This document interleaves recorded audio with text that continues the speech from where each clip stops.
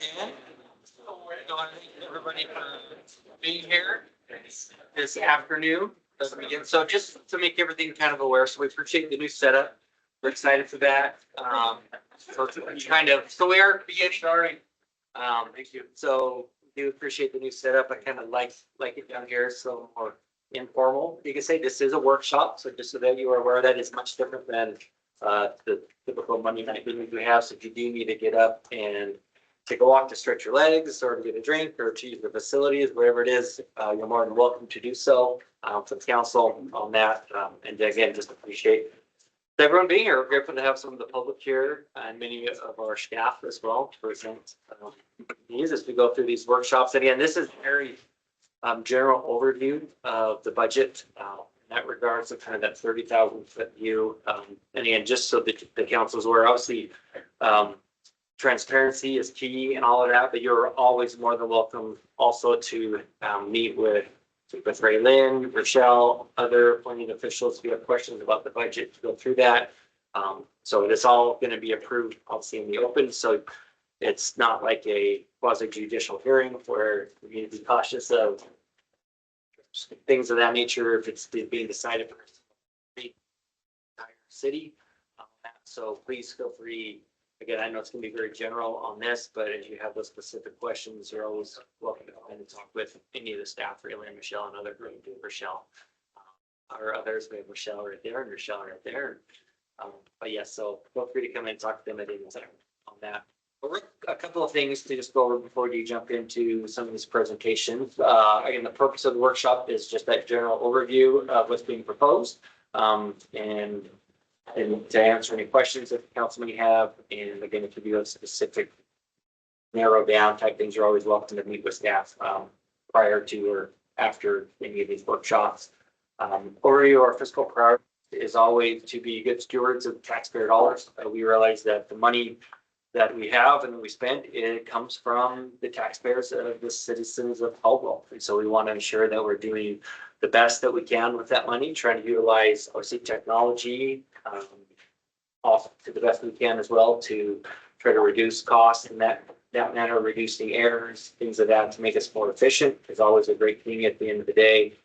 So as we go through this, and we'll get more into the details on this as we go through, but there is some fund balance from last year budget were projected. And I do not have my paper in front of me. Was it, I believe, $3.7 million, more or less? Does that sound right on it in that regards?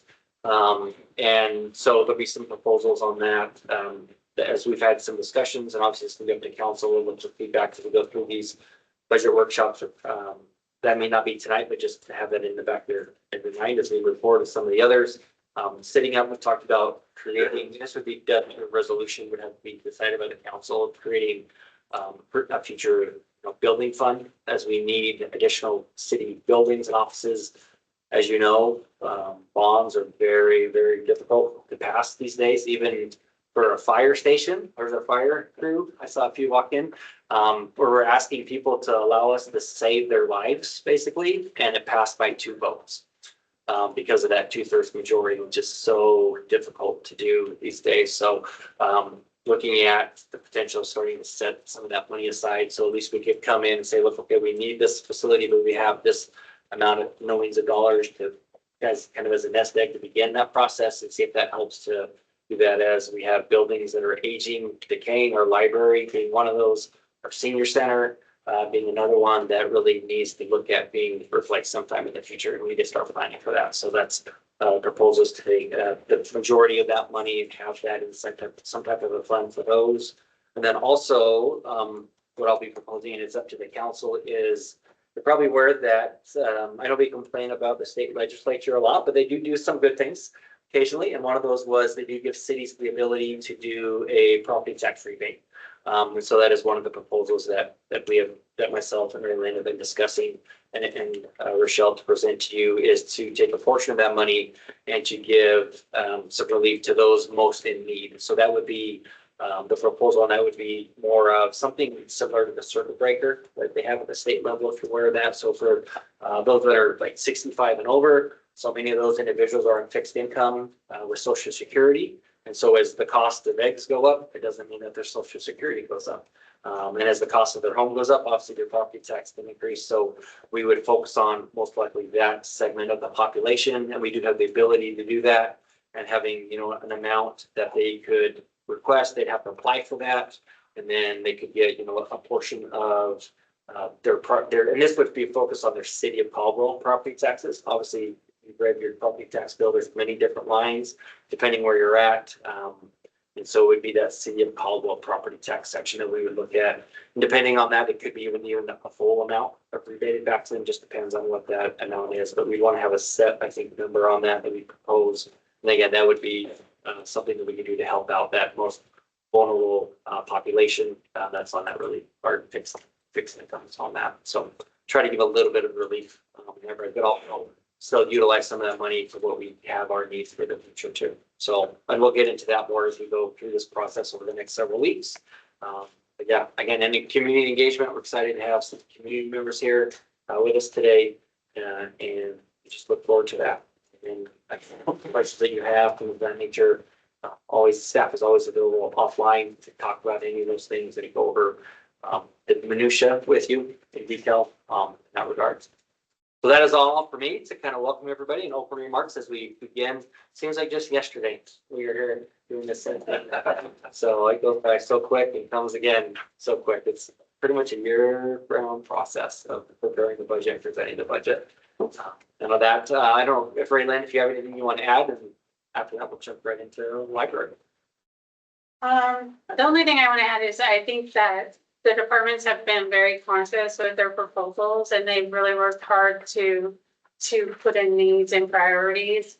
And we also, through discussions to this moment, it's been a conversation of reducing budgets to match revenues that are coming in.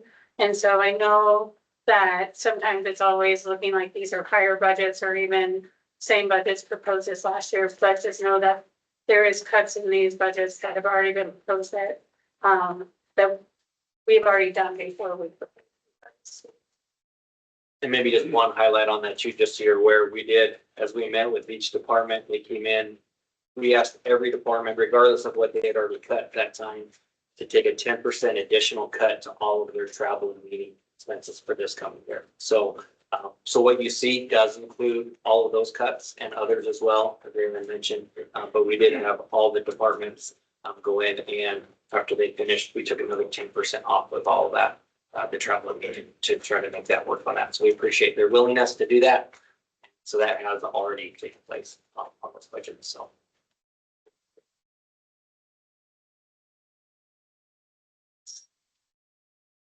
And so, yes, thank you for that. So just so everybody's aware, so we do have 5 of our council members not here. Council Register is not feeling well, so she's not here with us. Is she on Zoom or listening on Teams? I'm on Teams. There she is. Yep. So very good. So thank you so much, Council Register, for joining us from afar. We appreciate you being with us in regards to not getting us sick. So thank you so much. Okay. So with that, we'll turn it over to our wonderful library director, Lacey. Thank you, Council. I appreciate the opportunity to be here this evening and chat with you a bit about the library and our proposed budget. So I will get right into that. You should have received 2 handouts if you wanted to follow along. The first one that I'm going to be discussing is this large one here. And first of all, I wanted to chat just a little bit about, you'll see our mission statement and then also our staff. Of course, as you are probably already aware, the mission of the Caldwell Public Library is to provide services and information to connect, enrich, and inspire our community. And with that in mind, that is the sentiment behind everything that we do, all of our programs and all of our budget requests and needs and things that we put together. So that is the driver behind all of that. The second sheet that you'll see there is our organization chart, and you'll see a list of every staff member there, their position, where they fall into the separate library departments. And I'm not sure if I would count this as an accomplishment, but you will see that every circle has a face in it. So as of Tuesday, we are fully staffed, which was very exciting. So we're definitely glad to have everybody on board there. We have 19 full-time staff members, 3 part-time. One of them is a part-time programming specialist, and the remaining 2, are part-time seasonal employees to help us during our summer months. So those part-time positions are not listed on the organization charts. And then I will move next right away to FY25 accomplishments. I wanted to note that I will be here in a couple weeks with all of you again to deliver the report from the Library Board of Trustees, that annual report, and discuss accomplishments much more in detail at that point. So stay tuned for that. But I did want to just highlight a few accomplishments, particularly as they pertain to some budget requests from this previous fiscal year. The first item that I wanted to note is our Holds Locker at Lily Park. I'm not sure if you've all had an opportunity to see that or use that, but that has worked out very well for us. And just a bit of background on that, part of our strategic plan is to broaden our physical reach in the community. We just have, of course, the one facility. So in order to get out and go where we're needed, we have increased funding and staffing to outreach, our homebound delivery service, and the Holds Locker at Lily Park is a piece of that. So folks can get holds there, return items there, and it's also a Wi-Fi hotspot for them. And it has been operational for the last 2 months. People were actually using it, putting items on hold before we had our logo on it, before we advertised it, and quite frankly, before we were ready for them to. But that was nice to see. I think it really speaks to the need in the area and the ease of use. So we're quite proud of that. That's gone very well. An additional funding request that we had for this past fiscal year was to add a youth services assistant staff member. This is a full-time position that we were able to add. And as you'll see, these statistics were from fiscal year 24, but we are still on track to exceed those as the area grows. Of course, there are more folks coming to the library, greater need for programs. So we are on track to meet all of those numbers as well, which is fantastic to have that additional position to assist us with all of those questions, all of those kids and families coming in, and programs as well. And so before I move into FY26 budget priorities, were there any questions or comments on that first piece? Yes. If any of your board members are here, you might introduce. Oh, good call. Yes, there is one, the most important one, obviously. Ooh, fantastic. We have Larry Blackburn and Rex Hampton. So they're on the library board, as you mentioned. We're grateful that they're on the board with us. And maybe too, kind of going off, appreciate that, Councilor Stoddick. The library is a little different than our other departments in that regards. Do you mind just kind of talking a little bit about kind of how you report to that board, the library board, and in that regard? Yes, and so I serve at the pleasure of the board. So I report directly to the library board. It's a 5-member library board of trustees. And they're a bit different in the sense that they are a governing board, not simply an advisory board. So items related to policy will go through the board once council approves the budget for the fiscal year. And the board is tasked with ensuring that we're on track with that and overseeing spending. And I do once a month as well. And that's one of those, because I know I've had some questions about, our property taxes and how they go and where they go compared to other cities. And that's where it's really tough to kind of try to get apples to apples, because some cities don't have a library. I mean, they do, but it's a library district, not within the city itself. And so we are within the city. So we do have that, not a separate library board or library district like you see in other areas.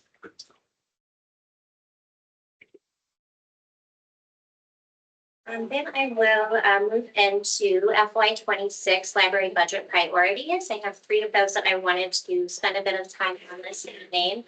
So when we were looking at the upcoming fiscal year, in probably January of this year, we started talking and assessing needs and determining priorities and chatting with the board about those as well. And these were the areas that we landed on. The first area relates to the facility. So in 2023, Cushing Terrell locally here began working on a building condition evaluation. form, which I do have copies of. I'd be happy to send those electronically or send those to Raylan or Debbie if that would be useful. So I'm going to be referencing a few of the forms that were located in that report. And this is, of course, going to be useful as for us as it identifies aspects of the facility needs work, indicates when that work may need to be done, and also the potential cost of that work. So it is on that slide if you're following along. And then I also passed out an additional paper, a couple of forms there. It's just a little bit easier to see than on the slide there. This first item here, this first chart, as you'll see, I'll just take a moment to look through those, but it talks about the building square footage, the year the building was built. It says 1975. That was when work was completed. It actually opened in 1976, but right around 50 years old. Estimated cost of replacement, the condition of the facility condition index score is there highlighted in yellow. So overall, considering the age of the building, it is in good condition. It has been well maintained up until this point. But I also wanted to focus on, you'll see repair costs for immediate year 1 to 5. And I just wanted to highlight a few of those as we're hoping to make some headway on those in the upcoming fiscal year budget. So there is exterior waterproofing around the windows that we need to address. And then also another big ticket item is work on the brick. If you have been by recently, or not so recently, it's been a couple of years since we had the plants taken out of the planters. Over several years, there's just been problems with the irrigation. We've had some flooding in the facility. It's damaged outlets, baseboard heating. It's just very hard to sustain the appropriate amount of water, essentially, in those planters. And you'll see that a lot of those are broken, or several of those are broken and stained. So that's a big part of the immediate replacements that was recommended. Not necessarily immediate, but I also wanted to draw attention to that second form that you'll see, that larger sheet of paper that breaks down recommended repairs for essentially present to year 10. And one of those larger ticket items, it's happening right around year 6. Our roof is approaching end of life. It was last repaired or replaced in 2004. So that is a significant expense in 2023's market dollars. It was estimated that the cost of replacing the roof would be over $500,000. So obviously that has increased present day as well. So that is not immediate, but typically 20-25 years was time to start seriously looking and ultimately replacing the roof. So that is another item that we are aware of. That we need to figure out how to address. So any questions on that piece before I move on? I don't think so. So we might, because there's several copies over here. I don't know if they're, I was gonna maybe ask Captain Rosen. He loves to serve the community, I know. Maybe, do you mind passing if there's anybody in the audience that would like to have some copies? Because I think these are just extra, right? On that. So if there's anybody that would like one of those. Is it the entire packet or is it top? It's both. We have one to council list. Okay. So if anybody would like one of those, just maybe raise your hand. This handsome young man can get you one. Yeah, of course. Yep, thank you. Just to summarize that a bit, the report was very detailed, a lot of great information. I'd be happy to talk through any of that with you or share with you as well if you'd like to see the report in its entirety.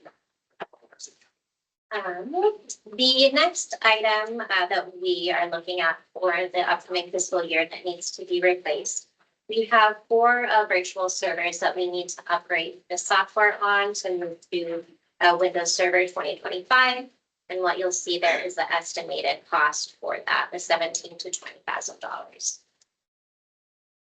we're looking at there. And then finally, as we look at the team and our staffing for the 5 years or so, we've added positions to our youth services, CERC outreach team, and adult services is definitely past due for that consideration.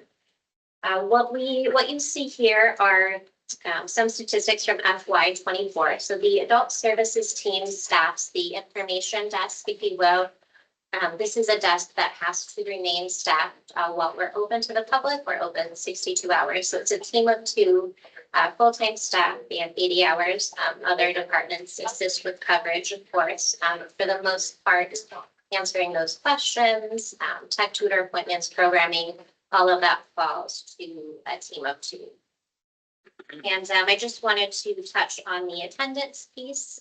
In the last year, we've seen a 50% increase in attendance at adult programs. And I think a big piece of that can be attributed to, obviously, the increase in population. But Michael and Todd have been very intentional about creating programs that have brought in a wider demographic, teens, seniors, and family programming as well. And then I also wanted to note the reference transactions, 8,549. So when we're thinking about these reference transactions, some of these interactions can be very quick. How do I put this book on hold? How do I get to the Wi-Fi? I need this tax form, things of that nature. But we're finding more and more that a lot of those questions and requests for information can be quite involved and take a significant amount of time, particularly as a lot of that pertain to navigating technology, rental housing applications, job applications, things like that. We had the benefit of having the Idaho Department of Labor have a staff member on site 1 day a week that assisted us with a lot of that. But they have since not been able to maintain staffing. So that has been taken away. We no longer have them on site once a week. So a lot of those questions related to job searches, job applications, things like that, fall to adult services. So we're seeing an increase in the necessity for them to assist their time in that way. So that is kind of in a nutshell, all of the reasons that is the next position, the next area that we hope to increase staffing for as soon as we're able to do that. And then I am going to move next into the FY26 budget. So I wanted to talk a bit about those numbers there. So the proposed FY26 budget are based on estimates that Raylan has shared with me. And you'll note that there is an increase of about $104,000, just under between what we have currently in our budget and what we are hoping to receive, obviously, in FY26. It is certainly encouraging that we're seeing an increase rather than a decrease. But as you can imagine, that nearly $104,000 once you factor in increases to potential healthcare, salaries, things like that, that is essentially gone already at that point. So unfortunately, that increase does little to address the priorities that I've outlined. So there are a few ideas, ways to perhaps navigate that. With the software project, that is a need. We could potentially purchase part of that or all of that with what we have currently in this fiscal year to alleviate that. We're fortunate to not have used our contingency funding going into the 9th month or so of this fiscal year. So there's potential to use some of those funds as a way to address those repairs that need to happen.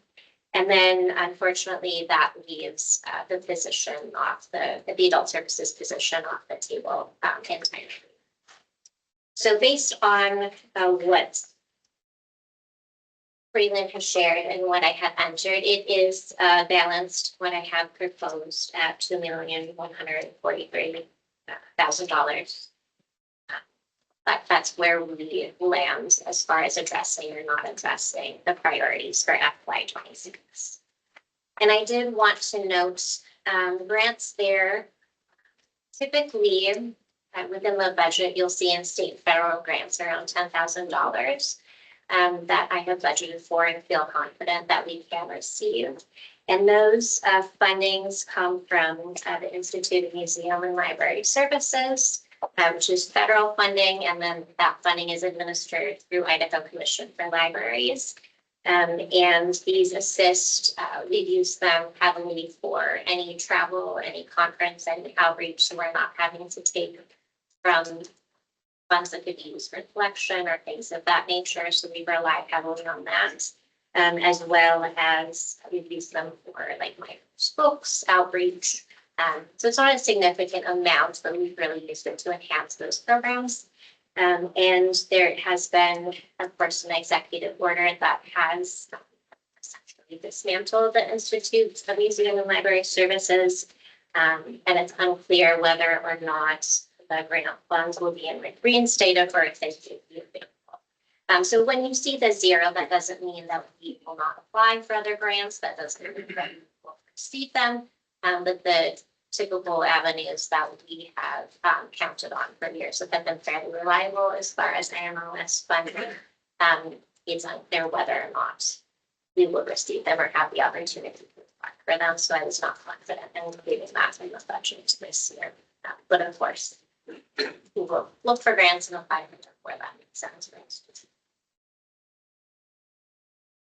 And with that, that was all the highlights, all the information that I had prepared to share with you. But I'm happy to answer any questions, any thoughts I wanted to share. I'm ready. Yeah, we can go for it. Go ahead, Chuck. We'll start there. Go all the way down. What's that? Sounds great. Can you go over how much is in your contingency fund? 20. 20,000. And then either you or Ray Lynn, just as a recap of where the funds come from to fund the library. So they have three funding sources that are like their main funding sources: a portion of property tax, a portion of sales tax, and then very minimal fees. So And then this one's totally off the subject of money in a way, but we supply games as well, right? Out of the library for people to check out or to use. Can you explain the process for which the games are selected so that games that are more mature don't get in the hands of, or maybe we don't even purchase games that are mature, but could you explain that process and how that works? Thank you. Yes, I don't understand that I've seen video games, but the other games. Video games, unless, I guess, maybe there are some mature board games out there, but more than video games. So we have a collection development policy. There are a group of selectors that will go through games, DVDs, materials, books, things like that.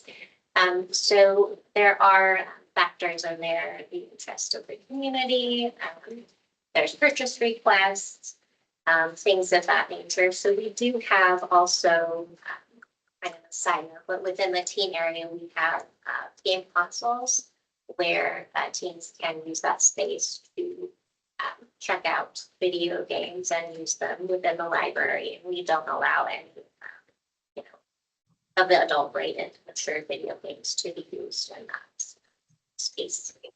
So that's one way to navigate it. You know how much a year we spend on gaming systems and video games?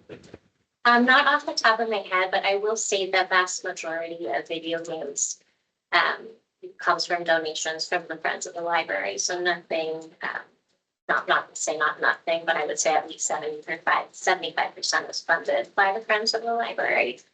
And I could definitely look up that exact number, but I would assume right around $15,000, with the majority of that coming from the Friends.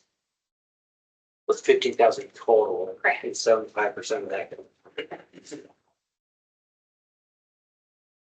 So I am right now. Thank you. Okay.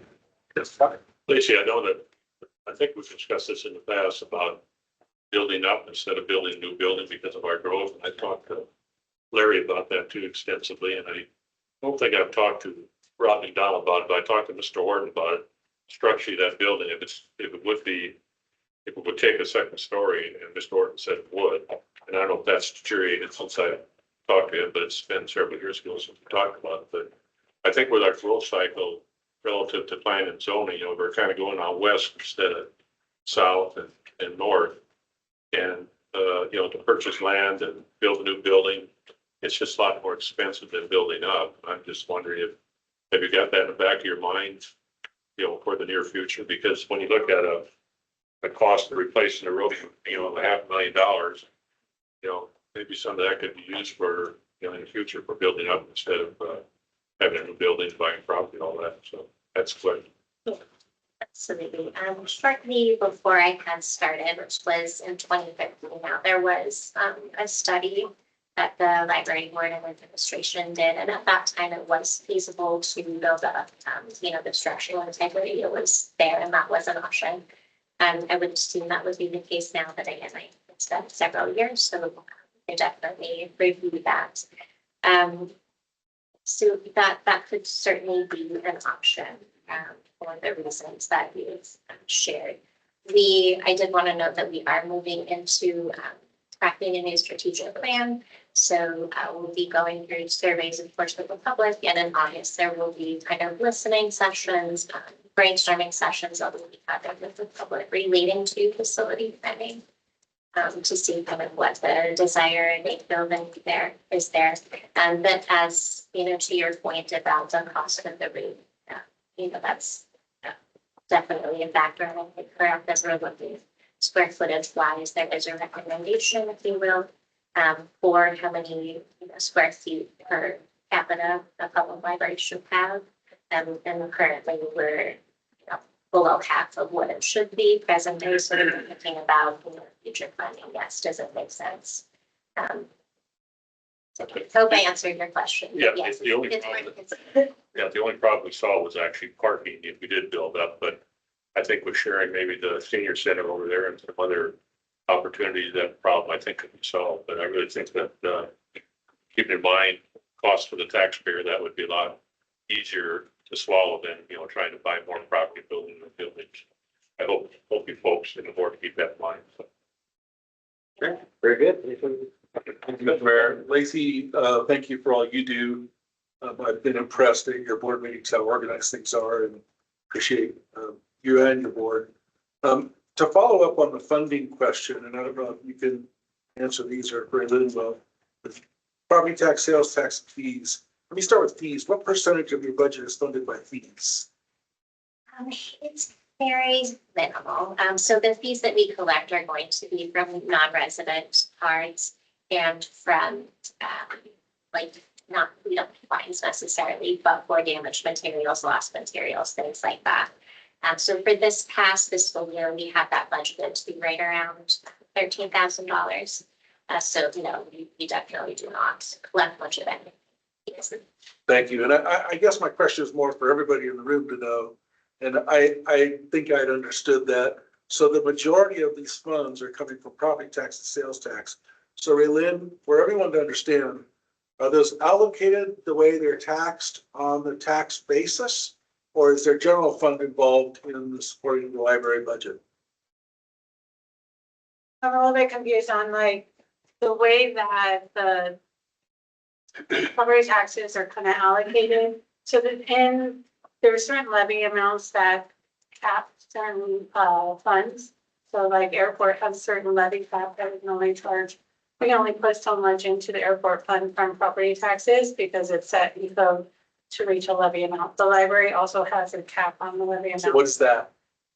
We're not even close to either of those. So our total levy as a city is also capped at 9 mils. We're 3.5. So there's definitely a difference in our cap. And a lot of that is because our values are so high. If values were to drop, then we would be close to hitting caps. That's what happened in 2007. So, as to the allocation and the percentage, so as you know, we have the 3% that we can take in property tax as an inflationary on the base. And then we get new construction and we get annexation. Those are the three sources that come into property tax. For the 3%, that is kind of allocated based off of the percentages of last year. However, it's also based off of need. And so, for example, you can't just take, if somebody has 1%, you can't just take half and cut that in half and not fund, because there's personnel that are dependent on that property tax. And so that's what I say by need, because there are certain levels that are the minimum that I have to give each fund to support the current personnel that are there. And so that's where the first allocation goes. The second allocation is a conversation with me and the mayor of determining priorities on where those funds are going. Yeah, so that's what I'm trying to understand better. And it's not as simple as the library is spending those tax funds that are taxed on people's tax bills. It's more complicated than that, right? That is correct, yes. So there is, in a sense, a general fund balance that is contributing to the library here. I wouldn't say it's general fund, because the library still has a minimum that they have to meet. And if we were to say, Lacey, we need 500,000, she would be having the conversation of which staff do I have to lay off, which is not fair to her department, and she would not reach the level of service. And so even if general fund needed that 500,000, we would need to look at other options, if that makes sense. I get what you're saying. I appreciate what you're saying. What I'm trying to do though is make sure everybody understands these are the complexities of these decisions. And it's important. Let me digress just a moment. Lacey, the library is much more than books. Right? Yeah. And the services that the library provides to our community is helpful in so many ways, and it's a resource at so many levels. And perhaps at your report, when you come back in a couple of weeks, we'll get more of those details. So I hope everybody's paying attention, because it's a mistake to think just books when you think library. At the same time, we have to understand that these are the decisions that we're having to make when we work on budget. The general fund is stretched a lot of different ways, and one of those is supporting our library. So is that accurate to say? I would say property tax and sales tax are spread out a lot of different ways. And when you add something in general fund, you have to cut something in another fund to add that general fund. And the same difference, if I add something in library, I have to cut something in general. It's a give and take on both. Okay. Thank you very much. Thank you too, Lacey. The next point, because I think library is probably a better term would be a meetings. Yeah, because it's library in the book, there's so much, you're learning, there's so much. Counselor, all good? Anything? Yeah, Lacey, I just want to make sure I understand what you're asking here. The 104,000 increase, that's ongoing expense, wages, things like that? No, so that is for this proposed fiscal year FY 26, based on the estimates that Raylin gave me. That is the increase proposed for FY 26 over what we have in FY 25. But that does not include 397,000 for facility repair, $20,000 for servers. And I don't know whether I missed it. You discussed adding an adult services person and an assistant youth services person. We have the assistant youth services already. We were able to add that for FY 25, so that's in place. What we were hoping for was to add an adult services position for FY 26, but based on the estimated numbers, that is certainly out of reach. It's still a need regardless, so that would be something we would hope to revisit, perhaps. So that adult services is not included in one. Be an additional. And that will be an ongoing expense versus a one-time. Correct. And then endowments. What are those used for? So those are used to, at the discretion or a vote of the board, to enhance the library. So that's a very kind of broad term, but historically we've used them for remodeling the community room, the children's area. We've used them for one-time technology refresh across the library. So more rather than ongoing expenses, kind of one time or larger expenses for remodeling for the most part. And what's the endowment value right now? Good question. I want to say it's right around $300,000. So there's funds there, but not, when we're talking in terms of replacing a roof or facility upgrades or things of that nature. It would probably be worthwhile to explore them for that, but they are there. Thank you. Appreciate it. Yeah, Mike, Councilor Digber. Lacey, thank you very much for maintaining a great library in our community. Usually by the end of this process, I get cell confusion, but I'm sorry I have it at the beginning of the process. So I'm looking at your intermediate need. It's about the midway column. And I see that you have a 1 to 3 year need for roof, masonry work, and some security upgrades. You're not asking for this year. You're just letting us know that in the next 3 years, you're gonna need this. It's coming. It can only kind of push this so far down the road before it will need to be addressed. So that's, I'm trying to create awareness, with the board that we're planning for things appropriate. So we're not faced with $1 million request. So if 5% increase, what you're looking at this year is just to cover current increase in doing business. What would you prioritize if you were to say this is necessary? My biggest thing I lose sleep over at night is the roof, the network. What is the biggest thing that you are concerned about today, in addition to the 5% you're asking for? I think, certainly the building, it's served us well. It is in good shape. But there, as you've seen, quite a few upgrades to HVAC, to those systems that could potentially fail at any point. I'm not really sure how we would address that. Right? There would have to be some serious conversations about what's to make that work. And then finally, based upon your recommendation from Cushing Carroll and the report that you have, it looks like not only are we going to look at the intermediate repairs in 1 to 3 years, we're looking at least a $500,000 roof repair at year 6.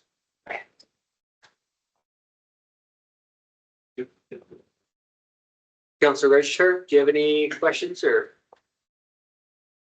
No, I'm just listening. Perfect, excellent, thank you so much. Okay, thank you, Lacey, appreciate your time and all you do, and thank you so much to the board members and. Yes, please, Larry. I'm Larry Blackburn. I've been on the board for a long time. And I was on the board actually before Lakeview.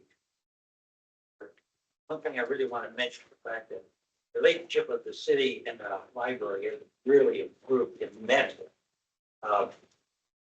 Not just because of Lacey, but the book city.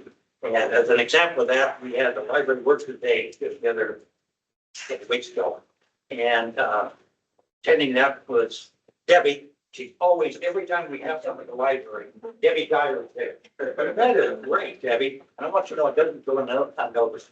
Mike was there, Mayor is there. Mayor, by the way, reads to our kids in English and Spanish. And in our community, that's really important. Jeff is our liaison to the city council right now. We appreciate his comments. Mike has done that too. Chuck Brad was there just last time. I had a good conversation with him, and I really believe that in our community, I'm a senior, and I like the senior center, but we need to do some work on that, obviously. Our building is 49 years old. It was really funded and worked by the Wittenberg Foundation and some other grants came in at that time. But it seems to me that it would be wise for this community to join these two entities together, the senior center and the library. And I know it's difficult to pass it on, but I'll say this, on our good side, seniors vote. The block of senior voting is very good. And people, seniors support the senior center and library patrons. They're really loyal. I mean, we have to pretty loyal people. And so consequently, I think we'd have a pretty good shot at it, whatever it might be. We went to a meeting in Spokane recently, several members, three of them, I think it was four. Anyway, it was put out by the architects, and they were talking about building library buildings, which was really of interest to us. Thing I took away from that though was that he said the number one thing to have, make sure your funding is in place before you do too much planning. You gotta start your planning and all sort of thing, but you have to have funding in place. That's really probably the number one issue. So, but I still agree. Chuck and I were talking about at the last meeting we were at, and we wasn't talking about getting a new library building someplace else. He said, you know, you've got a good structure. And the architect told us that it's a very solid building. Why don't you build up? The more I think about that, the more he's right. That's great. If we could somehow combine the senior center, and that's not really an unusual thing. In Garden City, the library is part of the city hall. In Napa, the senior center is part of YMCA. And so combining city entities, in my opinion, makes a lot of sense. So thanks. My little two bits to say, but I really compliment city with the library. You guys are great with us. You've been very, very supportive. So thank you. Appreciate it. Thank you, Larry. Okay, excellent. Thank you so much. Appreciate that. So. And next is our city clerk. For the last time, I might mention. That's probably why she has such a big smile on her face. She must have lived all the first. It up for this one.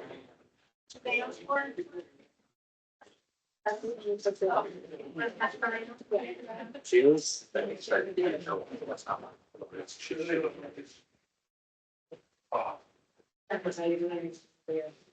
Well, he still has to work, job. Yeah. Everybody's like that. Yeah, we got to spend a lot of because what on it. Here, my old picture. My picture. Okay, so thank you for the opportunity to come and give my last presentation as the city clerk for the budget. So you'll see that this year it's a little bit different because I'm also responsible not only for the city clerk's office, but also for the cemetery and the grounds this year. So I've incorporated both into one report. So we'll just cover both. First off, you'll see on page 3 there that it has just the mission statement of both the clerk's office and the cemetery and what services we provide to this community in both entities. And I would be amiss if I didn't say thank you to my tremendous staff in both of those departments because they do an excellent job in just keeping up not only on daily tasks, but the vision for what the future would hold in both the departments. Pages 4 and 5 just outline the organizational chart for both of the departments and how many staff. I will say with the clerk's office, we are fully staffed at this point. And you'll see the name of the new appointed clerk that will be replacing me, Christina Buchan there. And then on the other side with the cemetery, we are staffed, but I am asking, and you'll see that later on in my presentation, for an additional part-time position. And we'll explain that as I go forward. So page number 6 just talks about a summary of the city clerk budget.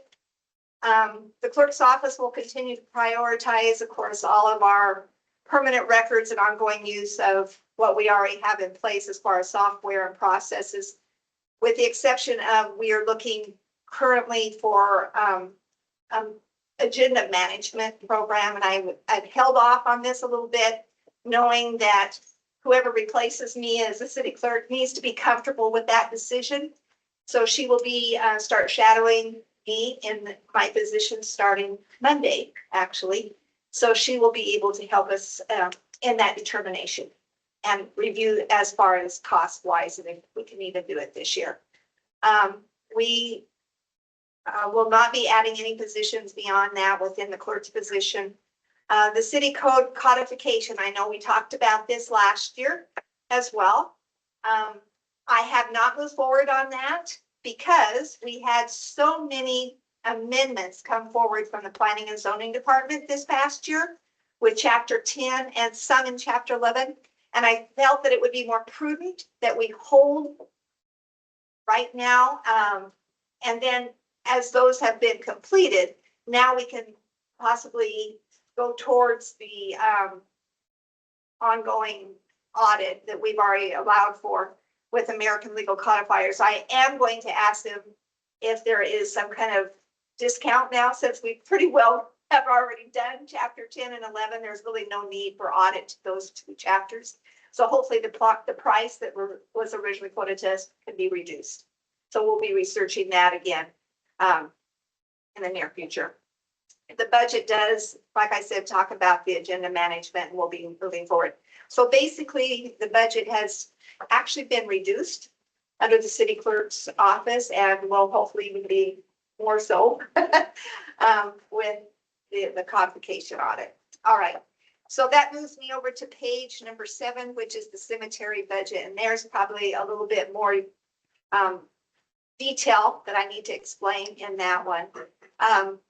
The cemetery will continue to use the same software that we have used, and it is an excellent software, by the way. It's called SIMS, to manage all of the permanent records, mapping, platting, genealogy records. It has been a fantastic program. I am very fortunate to have 2 people that just know the ins and outs of that program, and so I have a good backup system for information being relayed to the public on that. We will continue with that. The cemetery team consists of 4 full-time staff members at this point.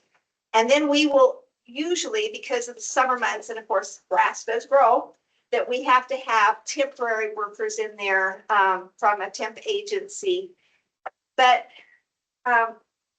we have a wonderful team up there, and they are very conscientious about keeping the grounds in a really good, I will say, curb appeal position.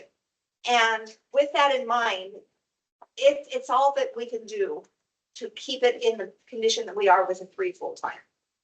It would be prudent, and I've already talked to HR and Raylan about this, if we could add 1 additional part-time position to reduce the number of temporary laborers that we have to have in the summer. And that person could really assist with just ongoing needs up there. You know, it's a beautiful facility, but there's a lot of upkeep. The amount of grass that we have and the amount of trees that we have up there. And we have freestanding monuments. A lot of these cemeteries in the area have flush to the ground. And so ours takes a little bit more TLC because we're always weed eating, we're always mowing around those. And so it does take more time. So we're asking for that person to help with the daily workload, and it would really help them. As well as Capital Fund 50, there is an immediate need. And I will say, the cemetery has done more with less for many years. They have been under the Parks Department and usually have had some surplus given to them. Recently, we had a vehicle given to us, and I appreciated it. We thought it was great. And as soon as we took it on the road, it died and had to be towed. So there you go. Those are the sort of things we're dealing with in the cemetery because they seem to get a lot of the leftovers up there. And so we've tried to correct that with me taking over the management, is that we need a separation. The cemetery has equipment that they can rely on a daily basis and get the needs met up there. There needs to be a pickup up there that can actually pull items out of mud, whatnot up there, have an ability to tow if they need to, because they're putting canopies up and they're having to push those things with other equipment or manually. There just needs to be a leased vehicle. So we've allowed for that in there. That is not reflected in this. I think Raylan will go over that later with all of the other expenses dealing with lease. And then the other thing that needs to be done up there, many of you know that there is one storage facility up there, and it is maxed out right now with the equipment that's in there, with the number of mowers and what we have to deal with. So we're asking for a lean-to type of shelter that would be put there in close proximity to what's there now as far as their shed, but it would have an open but yet locked down so that you could put in each bay, you'll have a mower in there with security on those. But we really need some extra room up there for just mowing equipment and different pieces of daily use equipment. Number 4 there is a long-range capital improvement. And I want to explain to you currently what's going on. Last year, I asked for some funding that's actually been expended over like the last 3 years for niches to be installed up there. We were completely out of niche space for cremation, and we had a waiting list of probably 3 dozen people. Those niches will be installed this next month. They have been waiting for past Memorial Day there with Boise Valley Monument, and they will be installed. But that brings us to the next thing. The mausoleum space, we have approximately 3, did I say 3? Yeah, I think 3, because we just sold 3. We had 6, now we have 3 spaces remaining in the mausoleum. So that needs to be replaced as well. Again, it's going to be in the same situation. We're going to have a waiting list on that one as soon as we sell those 3. And there is a demand for niches and mausoleum space. Mausoleums don't come cheap. So as you'll see in the outline there, $370,000 for a mausoleum, and we've priced that out with a few places, and that is what the going rate is, unfortunately. The other thing that would be a long-range capital expenditure would be a cost analysis has not been conducted yet, but we are getting close to needing additional space at the cemetery to expand it. That's probably going to be a 5-year range, long-range plan, but it needs to be something that's on somebody's radar screen. And so I've asked for that to be included now, to be thinking on that. And it would be, the best idea would be to continue south. So that's along that fence line where the school is, going that direction. Because the lanes have already been kind of put into place there, and then you would just continue the lanes and have it surveyed that direction first. There is additional space across the street, across Uvalde there, which is currently being farmed. But in speaking to staff, our public works director, our mapping, and the cemetery crew, it's more feasible to go south first and fill that space, and then eventually you'll be able to go across the street and do that one as well. So the grand total, you can see that includes only the mausoleum in that capital there, but just the salary, the operation budget comes to $881,319. If I can make a note here, just on the mausoleum. So the cemetery has 3 funds. It has the operating fund, it has a capital fund, and then it has the perpetual fund. The capital fund unfortunately has been depleted just with the projects that we've done in the last few years. And so with discussing, trying to figure out how to fund this would come from an internal loan from the perpetual fund to the capital fund, which is really makes sense because the perpetual fund is there for ongoing operations of the cemetery. And so that is something that when we go to do that, we will have a resolution before you, but that is how this is going to be budgeted. Any questions on that? Want to start this way? Yeah. So, Debbie, I just want to be clear. What have you asked for or told us about that is not in the budget? I just want to be clear. So you mentioned the mausoleum, but is the storage you're requesting, has that been included in the budget? Yes, that has been included And a pickup, which is going to be gone over with a lease. another time. Yes. So you have nothing that you're asking for that has not been Exactly. put in the The budget. only thing you do not see there, because we have not priced that out, is the expansion of the grounds. And that will require, just so you know, by state statute, that requires a survey of the ground, because you have to plat it out. And we have not moved forward with that at this point because it is a long range. We still have spaces, but you'll recall a few years ago that we had released some of the old parts of the cemetery there that people had not accessed their burial sites that they had bought possibly 50 years ago. With that, when they have tried to resell some of those, we have realized that there was some burials in those areas that possibly we were not aware of. And so digging had to stop at that point. And so some of those that we were able to recover, we cannot use. So that puts us in a little bit more of a fast mode that we will need to consider probably expansion a little bit sooner than we thought. We originally will have a capability of releasing about 400 sites. Over 100 of those are not able to be used, just so you know, because of the digging and what they found. So in respect for those that have passed on, we don't want to dig there. Okay, so technically, was there other question on that one? No, just I have another general question. So I just want to be clear, the clerk's office gets its funding from General fund. the general fund. And then the cemetery gets it from where?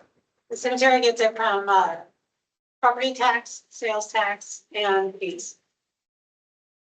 And in the ordinance with the cemetery fund, there's a specific percentage of where the fees go. So a portion of it goes to the operating, to the capital, and to the perpetual. So you know the next question, well, how much is fees and how much is property tax and how much is sales tax? Roughly. So the cemetery, property tax, so the total revenue, for the cemetery operating is 440, and of that, property tax is 193. And sales tax is 61,000. And so the rest is fees. Whereas the capital fund and perpetual fund are all fees. So And then just one more question on the mausoleum. I'm guessing if we build that, the fees or expenses to purchase those would cover that. That will pay back the loan to ourselves. Yes, exactly. Thank you. Nothing.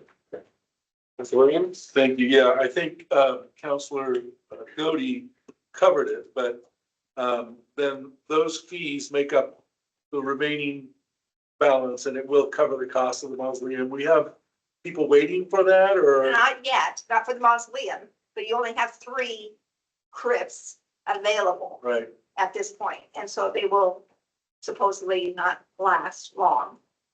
And then we will have a waiting list, just like we did for the niches. We've already sold out some of those niches. Yes. Do you know offhand what a mausoleum fee is for someone to?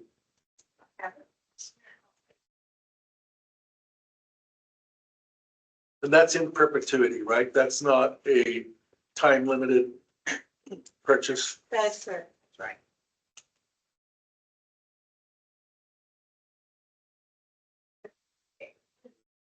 So it's, just the crypt is $4,033. And then you have, for the perpetual portion of it, it's 1,344. So you're paying just over $5,400 for the whole thing. And if we built the mausoleum, how many places would that represent? Head of five, hold on.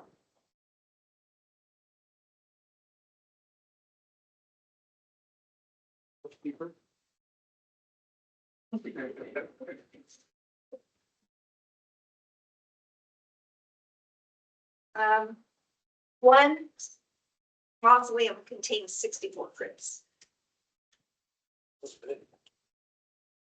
So I guess my question, and it doesn't quite come to 370,000 then. Or does it work out to that? Does it? We haven't, those are Like. Yeah, it's 5,700, for each trip if it was, it's spread over. So we're really close and we could still adjust the fees because we haven't set them for fiscal year 26. Okay, so I think then, just to follow up then, let's make sure we look at these, to be sure they cover that. And that's it. Thank you. Okay, that's all good. Yeah, kind of an oddball question, Debbie, but about how many people join our cemetery per year? Not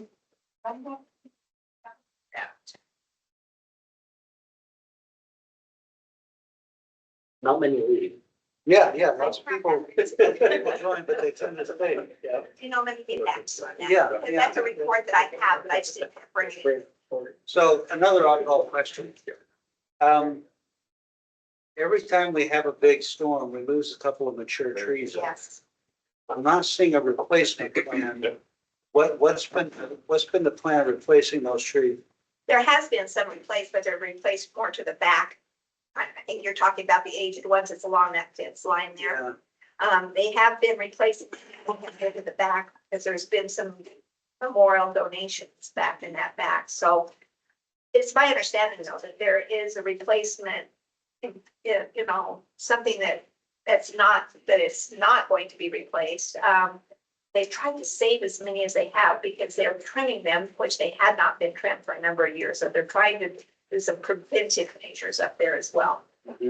Yeah, they, I don't know what it is, root systems or what, but we lose a lot of beautiful Yes. trees. Yeah. And then the last thing, what is a niche? A niche is where you put the cremation. So they're smaller than the crib. So a niche is just for cremated ashes is all that's for. Where's that at?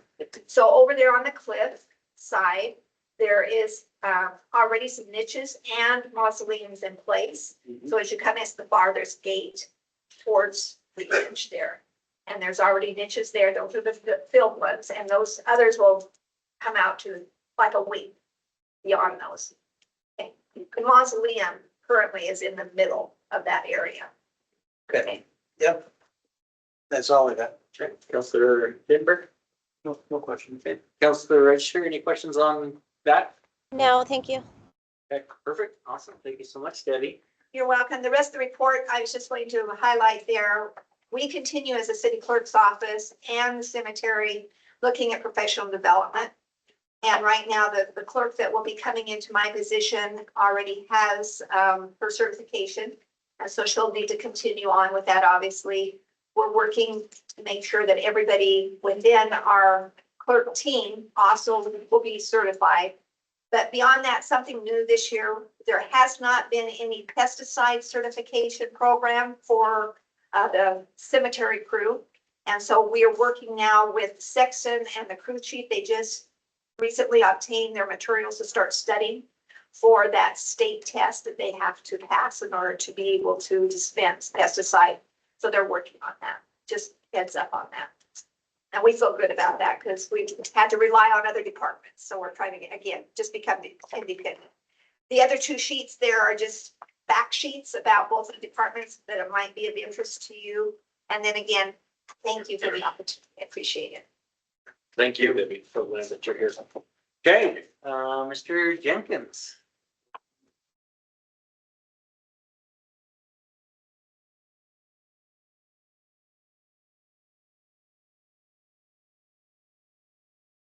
There, I might add that Debbie did one heck of a job with the Veterans Day Memorial presentation too, so that was really nice. It was all.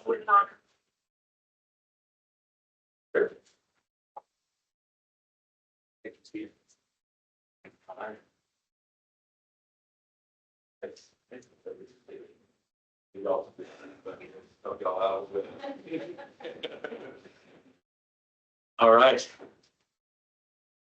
All set? Just diving right in. Okay, so first off, I want to apologize. I did not see Debbie's presentation beforehand and the pamphlet she created. So I just went ahead and had these printed off for you all. So I would have probably stepped my game up had I seen that prior. But thank you all so much for your time in advance. I've taken a lot of time to work with Ray Lynn and various staff to work on this budget. And we've had a heck of a year and we look forward to what's to come in 2026. And in preparation for doing so, I just wanted to give you guys an understanding of our department fully for those that are in attendance, and also just to reiterate what we do here at the city council with the city council and the mayor, and just go through the tropes of Caldwell economic development. So with that, I'll go ahead and get started. So this is basically a synopsis of the work that we do here in economic development, but our primary mission is to encourage economic growth in the Caldwell region that will create diverse quality jobs and provide a strong financial basis for a healthy community. And this department focuses on expanding businesses that currently exist in the city, corporate city limits of Caldwell, but also assisting new commercial and industrial businesses to come into the city of Caldwell in addition to that. So we have a low cost of doing business. I believe that's true statewide, but particularly here in the city of Caldwell, we really pride ourselves on that. Highly motivated workforce and pro-business city administration, thanks to the leverage that you all provide me and Ophelia as we do the work that we do in the city. So this budget reflects our continued commitment to growing the city's tax base and creating quality jobs in the community. This budget has been crafted to support our strategic goals through various initiatives and resource allocations. Key investments include attending the ICSC conference, which we were able to do this month, and International Economic Development Association Conference, International Downtown Association Conference, as well as engaging in professional development training through IEDC to enhance our overall performance. And Mayor, I talked to you briefly about this, but my goal here in this department is to pursue the Certified Economic Developer certification. And that is one that is very, not very common across the country. There are about 1,800 professionals in this industry that are certified at that level. I hold a certificate through the University of Oklahoma for economic development, but this is an additional layer of professional expertise. We have 2 that are certified in the state of Idaho, and I hope to be number 3 and take Caldwell with me in this pursuit. So I am slated to take that exam in November, and that is much like an SAT exam or a GRE or one of those. I'm studying as we speak, so juggling home life and work and everything else on top of studying, but I'm getting there. So wish me luck, but that is one thing that I'm focusing on through IEDC. And then these efforts that holistically are geared at furthering our mission to make Caldwell a great place to live, work, and play by maximizing our resources, optimizing our strategies. We're dedicated to fostering a thriving economic environment that benefits residents and businesses in the city of Caldwell. Okay, so again, create jobs and investment, attract businesses to the area, retain businesses that are currently operating in Caldwell, and expanding businesses located in Caldwell. Really, that's our bread and butter here in economic development. And by the numbers, just regarding population numbers, we are 77,610 people according to Compass. That is for 2025. That's growth from last year's number of 73,420. So that's 5.71% growth. And to give you all perspective, then that United States average is 0.5%. So we're blowing that out of the water. Job growth is at 41%. This was based on an analysis done by Leland Consulting. We just received this information in December, but that was from 2011 to 2021. We averaged within the past 5 years 5.29% annual growth. So again, that's pretty exceptional given the United States average there. We're the 4th largest city in the state of Idaho. Just the Plains City, Idaho Falls, probably a couple of years ago, but officially most recently. And then our average age is 30. We had 34,000 visitors to Winter Wonderland opening weekend. That's a 3-day weekend in November. And then 62,000 ice skaters, 43,000 visitors to Farmers Market May through September. We had a million visitors in East Creek Plaza, not unique visitors, but overall visits into the plaza itself. So this gives you kind of a backdrop to a lot of the activity taking place in the city as it relates to our growth. And here are some key projects in 2025 that we had our hands in. Finlay Food Coatings is a food processor. They have their home base in New Zealand, but this is their 2nd location here in the city or the Caldwell area, I should say. They're actually located in Kenny County, but with a Caldwell address. They're officially in the city limits at Sky Ranch. They're moving into a 40,000 square foot building in there. U-Haul, we work with them pretty closely. It's a $20 million investment you see there. Storage facility going up as we speak. It's 136,764 square feet. Southwark Metal Manufacturing, we helped them a little bit with their expansion. They expanded by 45,000 square feet. It's $11 million investment. Their building is now 127,540 square feet. CVH Homes, you probably heard that announcement. Their headquarters are moving into the Caldwell area from Meridian, along with all their employees, about 300 of them. So they're moved into about 214,000 square feet, and that's a $64 million investment. Overall build out for Highline Industrial Park, which is 150 acres that is owned by CVH Homes. is going to be about 2 million square feet. And we're estimating that at about $600 million investment overall. DMV Supply, their corporate offices were completed this year. They're all officially moved in out there in North Ranch. That's 40,000 square feet. That's a $12 million investment. Home Depot, they are under construction, 108,000 square feet, $32 million investment, 32 and a half rather. Fairfield and Town Place Suites, that's 119 rooms, $20 million investment. St. Alphonsus Hospital will be open later this year, 54,800 square feet. That's a $20 million investment. O'Reilly's Auto Parts just broke ground about a week and a half ago. We have a Mobetta's on the way. It's a Hawaiian eatery, and then a Boise Pride Company is on the way as well. And then we're working closely with Maverick on their new location in North Caldwell. So all that activity, those are just some highlights more or less, but there's a lot more that came from. But downtown specifically with the Commons at Creek Crossing, they will break ground in August. That's 23,000 square feet. And then RRC Contractors, they have their footings in the ground for their 15,000 square foot building. They're under construction as we speak at Pringle and Blaine. And then the Griddle, they're doing their tenant improvements. Currently, they will be open later this year, and then Amano recently opened as well. So exciting all across the board here in Caldwell. For our department specifically, as we kind of break down what we've done in 2025, we constructed 2 offices at the Caldwell Executive Airport. One is designated for staff. That is Ophelia Morales. She was previously just in a room with open walls and everything else. And of course, we work in the realm of the auspices of confidentiality. So that wasn't necessarily congruent with the work that we do. So we wanted to make sure that she had the security of an office space. So we were able to provide that. But we also provided another office in conjunction with that. And that will be reserved for future use. This was completed under budget at $10,977. We attended the ICSC, this International Council of Shopping Center Conference in Las Vegas from May 18th through the 20th. We had 35,000 plus participants there. And let me tell you, there were 35,000 people in that Las Vegas Convention Center. It was amazing, but it allowed us to be with retailers firsthand and show them sites that perhaps they'd be interested in Caldwell. We had very productive meetings. I can tell you all with assurance, full assurance that the next 5 years are going to be just as exciting as today. Really, really encouraging to do that. Hospitality groups, developers, cities. So we had a very productive time out there through that 2-day conference. Participated in the IEDA state conference. This is the Idaho Economic Development Association in Boise. We'll participate in the International Downtown Association conference. This is mainly Ophelia because right now her role pertains to downtown activities, and that will be from September 24th through 27th. I mentioned the IEDC leadership effort, the certification I'll be pursuing there. I participated in various speaking forums, such as the Nampa Association of Realtors, Caldwell Board of Realtors, Snake River Valley Building Contractors Association Economic Summit, Title I Forum, BFF State Quarter Panel, College of Idaho BAG Conference, the BOMA Conference, Smart Cities Conference that was in San Antonio, Texas, and others. So it gives us an opportunity not only to highlight the work that we're doing in the city of Caldwell, but just regionally and even statewide at times. So it's really exciting to be a part of some of those discussions. I work with staff in Atlas. This is a private firm to secure a brownfields assessment grant. We were recently awarded this grant about a week ago. It's about $500,000 to conduct brownfields assessments throughout the city.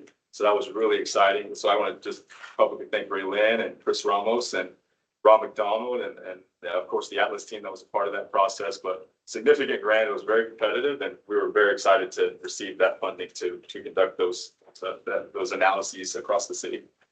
And then we completed the feasibility study, as you all know, with Point Consulting for a future innovation center in Caldwell aimed at fostering entrepreneurship, mostly in the agribusiness food processing realm. All right, nitty gritty of the budget. So my budget is pretty easy. I kept things as straightforward as I possibly could. So travel and meeting, Mayor, you mentioned the 10% reduction that's across the board. Of course, that is assessed there for the reductions requests. I'm requesting $2,000.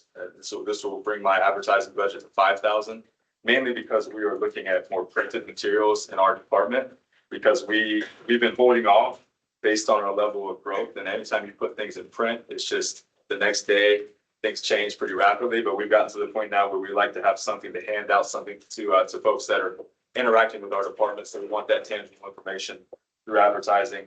And then the last thing is office equipment and furniture. This is a $2,000 improvement or request because we have to upgrade our personal computers. Our current computers, which I purchased mine in 2019, Ophelia received hers in 2021. They are not applicable to, or they can't accommodate the new Windows system that is needed to be upgraded on our computers. So we have to upgrade them, unfortunately. So that is the result of that request there. And the last thing I'll mention, and speaking to Ray Lynn, pretty extensively about this, we are going to shift. The goal is to shift Ophelia's position to elevate it to an assistant director role, because we want to allow her to focus more heavily on urban renewal activities. Of course, you know that part of our funding comes from urban renewal, that the agency as a whole.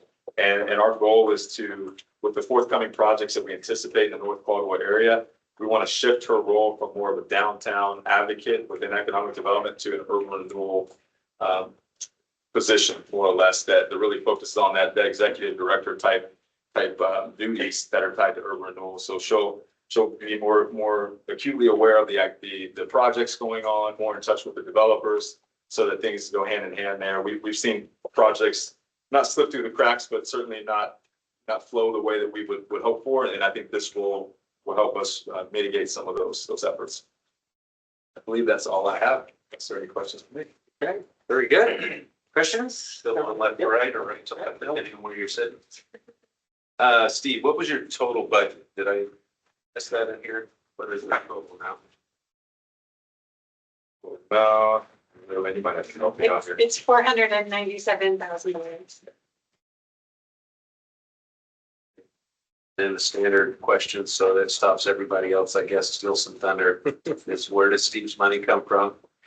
So the majority of the funding from, for economic development comes from urban renewal. I would say 85% of it comes from urban renewal directly. The city charges, urban renewal used to be about $226,000. But this new position that Stephen is proposing, it will cover 100% of that. So it goes from the 226 to 365,000 from urban renewal. The other portion comes from general fund. Not necessarily property taxes, it's general funding. That's all I have right now, Mr. Mayor. Just to say again, thank you to you and Ophelia. You were priceless to us. And I wish we could give you a lot more than we do. And just thank you sincerely. That's right there. Yeah, Stephen, our free trade zone, has that attracted business? Is that a marketing tool for us that's worked or not worked? Or can you kind of give me an idea? Especially, has it been a benefit basically? Yes, and Mayor, Councilor Auger, it absolutely has. And of late, it's become more of a focal point for businesses looking to enter in our market. The foreign trade zone 280, the magnet site is in Sky Ranch predominantly, and it's an area that was created about a decade ago. And I thank my predecessor, Steve Foltz, for getting the foreign trade zone 280 established on behalf of the city of Caldwell. But ultimately, it's a duty deferral. So as product comes into the area, there's a deferral of duty or tariffs when it comes on, because it doesn't touch U.S. customs technically if you're affiliated with the foreign trade zone. So there are companies from outside of our country looking at interacting with the foreign trade zone in that manner, or businesses that operate here that do a lot of exporting out of the city of Caldwell or other parts of the area that are interested in coming into our market because of that. And then just kind of a loaded question here. You described in the 2025 projects, hundreds of millions of dollars worth of new business coming are here. Why are they coming to Caldwell? You know what, Councilor Alka, there are a number of factors. I would say that the number one factor would be our quality of life, our workforce. I mentioned earlier, you saw the age reference there. We have a young community. It's very dynamic. We're getting younger each year because of the in-migration that's coming in from Ada County mostly. But we have a thriving workforce. We work really well with business groups as well, I would say. So on top of everything else, our building department with their quick turnaround times, our engineering department, our roundtable meetings are efficient. We're very pro-business, and that climate here is not common. So I think having all those components interworking together has been a true benefit for the city. So I want to echo Councilor Williams. You're doing wonderful work and keep it up. Thank you very much. Appreciate that. Councilor Dimberg? I don't have anything to say about him. He's a great guy. He's a gem to our city. and our community. Councilor Register, anything?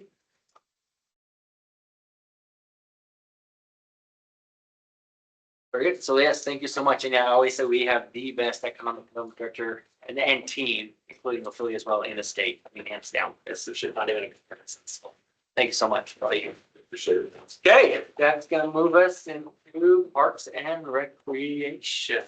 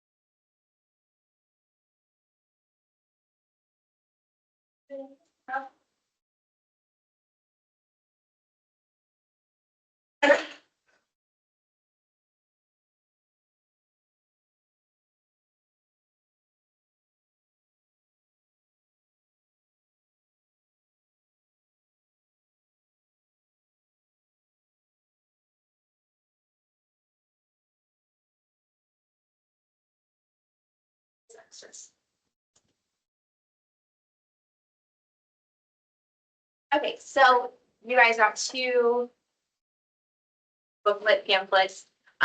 The FY budget proposal, this one right here, so everybody can see. This one is a much more detailed report. I'm gonna be going off of the PowerPoint presentation. So, yes. Okay. First and foremost, I just want to say thank you for bringing me on to the city of Caldwell. These very short and fast 8 months have been amazing, and I could not do all the work that I'm doing without my wonderful team sitting right here, and you guys and Mayor. And then I also really want to thank Raylan for coaching me through the first budget season of Caldwell. It was, and it still will be a learning curve for me. I feel like we were doing budget stuff all the way up until today, really, and making changes and just trying to understand the processes here in Caldwell, because every city does them differently. And yeah, it's been a whirlwind for sure, a good one. So,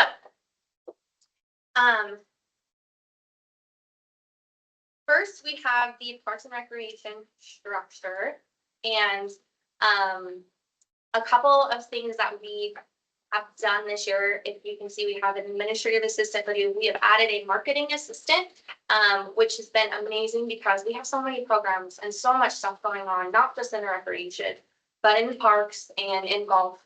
And having a marketing assistant, she just came on the beginning of this month, is really going to enhance the ability to be able to promote all of the amazing things that Denise provides, all of the upcoming tournaments and events that the golf has, and anything that's going on in the parks department. So the forester position is new in there. That is something that I'm going to propose for this budget, and we'll talk about that in a little bit. Okay, so starting with our parks department, here's just the park structure of how it works. One of the new positions that was reclassed this year is the parks supervisor. Originally that was the programs coordinator, is that correct? Project coordinator. And we decided that we needed an extra layer of supervisory roles to help out with that hands-on stuff going from crew to crew. So we just renamed and reclassed his position into the parks supervisor. So our mission in the parks is to make sure that we preserve and enhance our green spaces. We want to make sure that we are being providing safe and clean environments for our community to be able to have community pride and promote health and enrich the quality of life for our residents. The Parks Department maintains 16 parks, 4 roundabouts, 12 municipal buildings, the walking paths, including Greenbelt, and then the walking path around River Pond, and then a couple other landscaping areas as well. So the accomplishments that the Parks Department did this year, they fully took on Winter Wonderland. It was my understanding that it was a transition last year and then coming into this year. And day one when I started, we're doing lights. They did a really awesome job at Winter Wonderland. I think it turned out well, as well as putting up that musical tree. Had quite a bit of hurdles I had to jump through to figure out how do we even put this thing together, because it didn't come with an instruction manual. So we figured it out, and I think it turned out really awesome.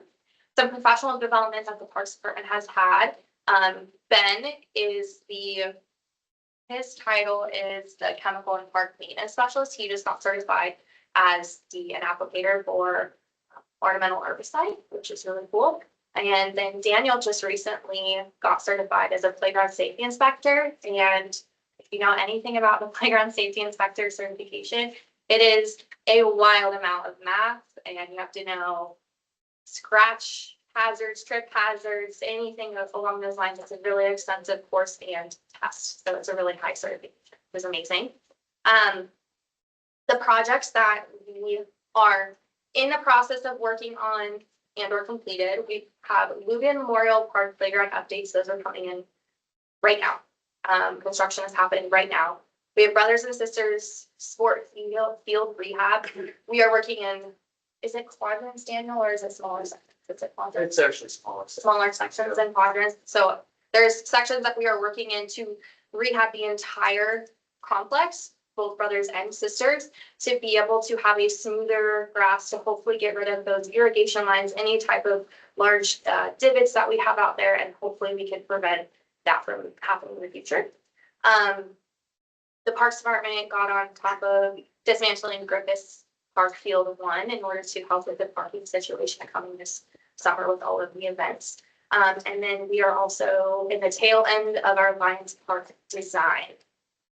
A couple of equipment upgrades that they did. They updated they got a Jacobson HR 800, which is a 16-foot deck mower. This was added this fiscal year. A Toro stand aerator. This aerator allows the Parks Department to get into very tight spaces and aerate the ground where it needs to, whereas in the past they weren't able to because the machine that they had was just too big. And then they had a Toro 16-foot deck mower refab, so they completely rebuilt the motor in that, saved the department a bunch of money instead of having to purchase a brand new mower, because those mowers, the 16-foot deck mowers, are very expensive. And this should last at least 5 years minimum. So the park goals and future needs, the park goals, they want to continue to be able to deliver high quality services to the community and enhance operational efficiency. So we really focused in on, because we have a couple pretty large projects that we happened to do in both park and rec this year, we really wanted to focus on making sure that we had the correct inventory and a good fleet to be able to maintain and take care of what we have. So the first item is a skid steer. I'll just fly through these. The next one is Indian Creek Music Park update. I want to resurface the sand. I want to get rid of the sand, build up the retaining wall, and the sand starts at the sidewalk and kind of slants down into the park a little bit. We'll build it all up so it's nice and even, and reconfigure some of the instruments, add some safe shade structures, some seating, make it a little bit more inviting and much more safer and inclusive for the community. we're asking for a walker mower, which is just the typical mower that the Parks Department uses. Park lease vehicles, which Raylan will touch on later. In the last year's budget, they pushed, I believe it was another Jacobson HR 800 into this year's budget for us to purchase, which is right around 152,000.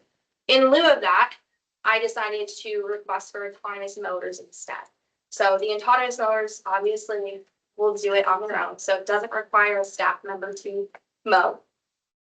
They are cheaper, and the hope is to put them at Brothers and Sisters Park. Brothers and Sisters Park facility takes approximately 8 hours to mow. So that gives almost a whole workday back, and they are cheaper. And then the last request is ATV four-wheelers. The Parks Department took up the larger parking lot here at City Hall with the move and did not realize the capacity of how much they were gonna have to snow removal and ice removal, and those ATV four-wheelers and along with the skid steer can help with that. Okay, moving on. Do you guys have any questions before I go on to forestry? We can say until 10. Okay, moving on to the forestry. So as of right now, the forestry department and budget is underneath the parks. Daniel does know a substantial amount about forestry and tree care. However, it is a large job. And so this would be an additional branch under the Parks and Recreation Director. So they would report directly to me. So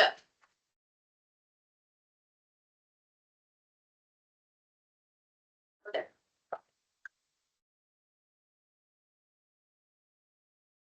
So the mission for the forestry department is to assure that each member of the community has beautiful, safe, and enjoyable city to recreate in. This includes our city canopies that provide lots of shade and healthy air for our. If you think about what would our city look like and what would our parks look like if we walked into it and had no trees, would then it be important to you to make sure that the forestry department has the tools that they need to maintain our canopies. The core responsibility of the forestry department is to maintain a healthy urban forest by promoting proper tree landscape care throughout the city. They basically diagnose sick trees, help with city right-of-ways, help with homes that have trees in the city right-of-ways, go out and do house calls and say, you know, this tree has this type of disease, this is what type of injection you have to give it, or a replacement of a tree, or putting the proper redox tree in the correct location, whether there's drought or high flood. Accomplishments that the forestry department has done is we are a Tree City USA member. The city of Caldwell is. In order to become a Tree City USA, you must have an active tree board or department, which that would be our forestry department. You must have tree care ordinances. Your community forestry program must have an annual budget of $2 per capita, and you must have an Arbor Day of observance and proclamation on Arbor Day. So there's quite a few qualifications, plus then you have to fill out the application resubmit every year to make sure that we are Tree City USA. We've been one for 42 years now. Another accomplishment that the forestry department has had this year is preservation of historic trees. So they work with the city to further protect trees that are in the historic district, recognizing their importance to the area, character, and aesthetic. So the forestry's goal and future needs include a new position, which is the urban forester that I discussed. And then that urban forester would also need a bucket truck to be able to get up into the trees and do the tree care.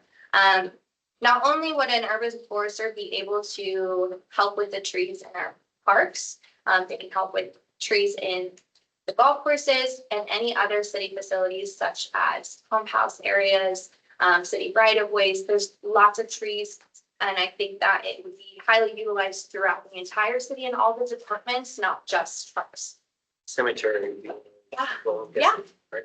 Yes. They could help with winter wonderland.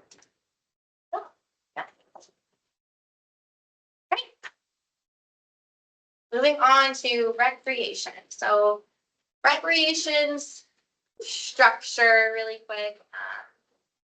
Very straightforward.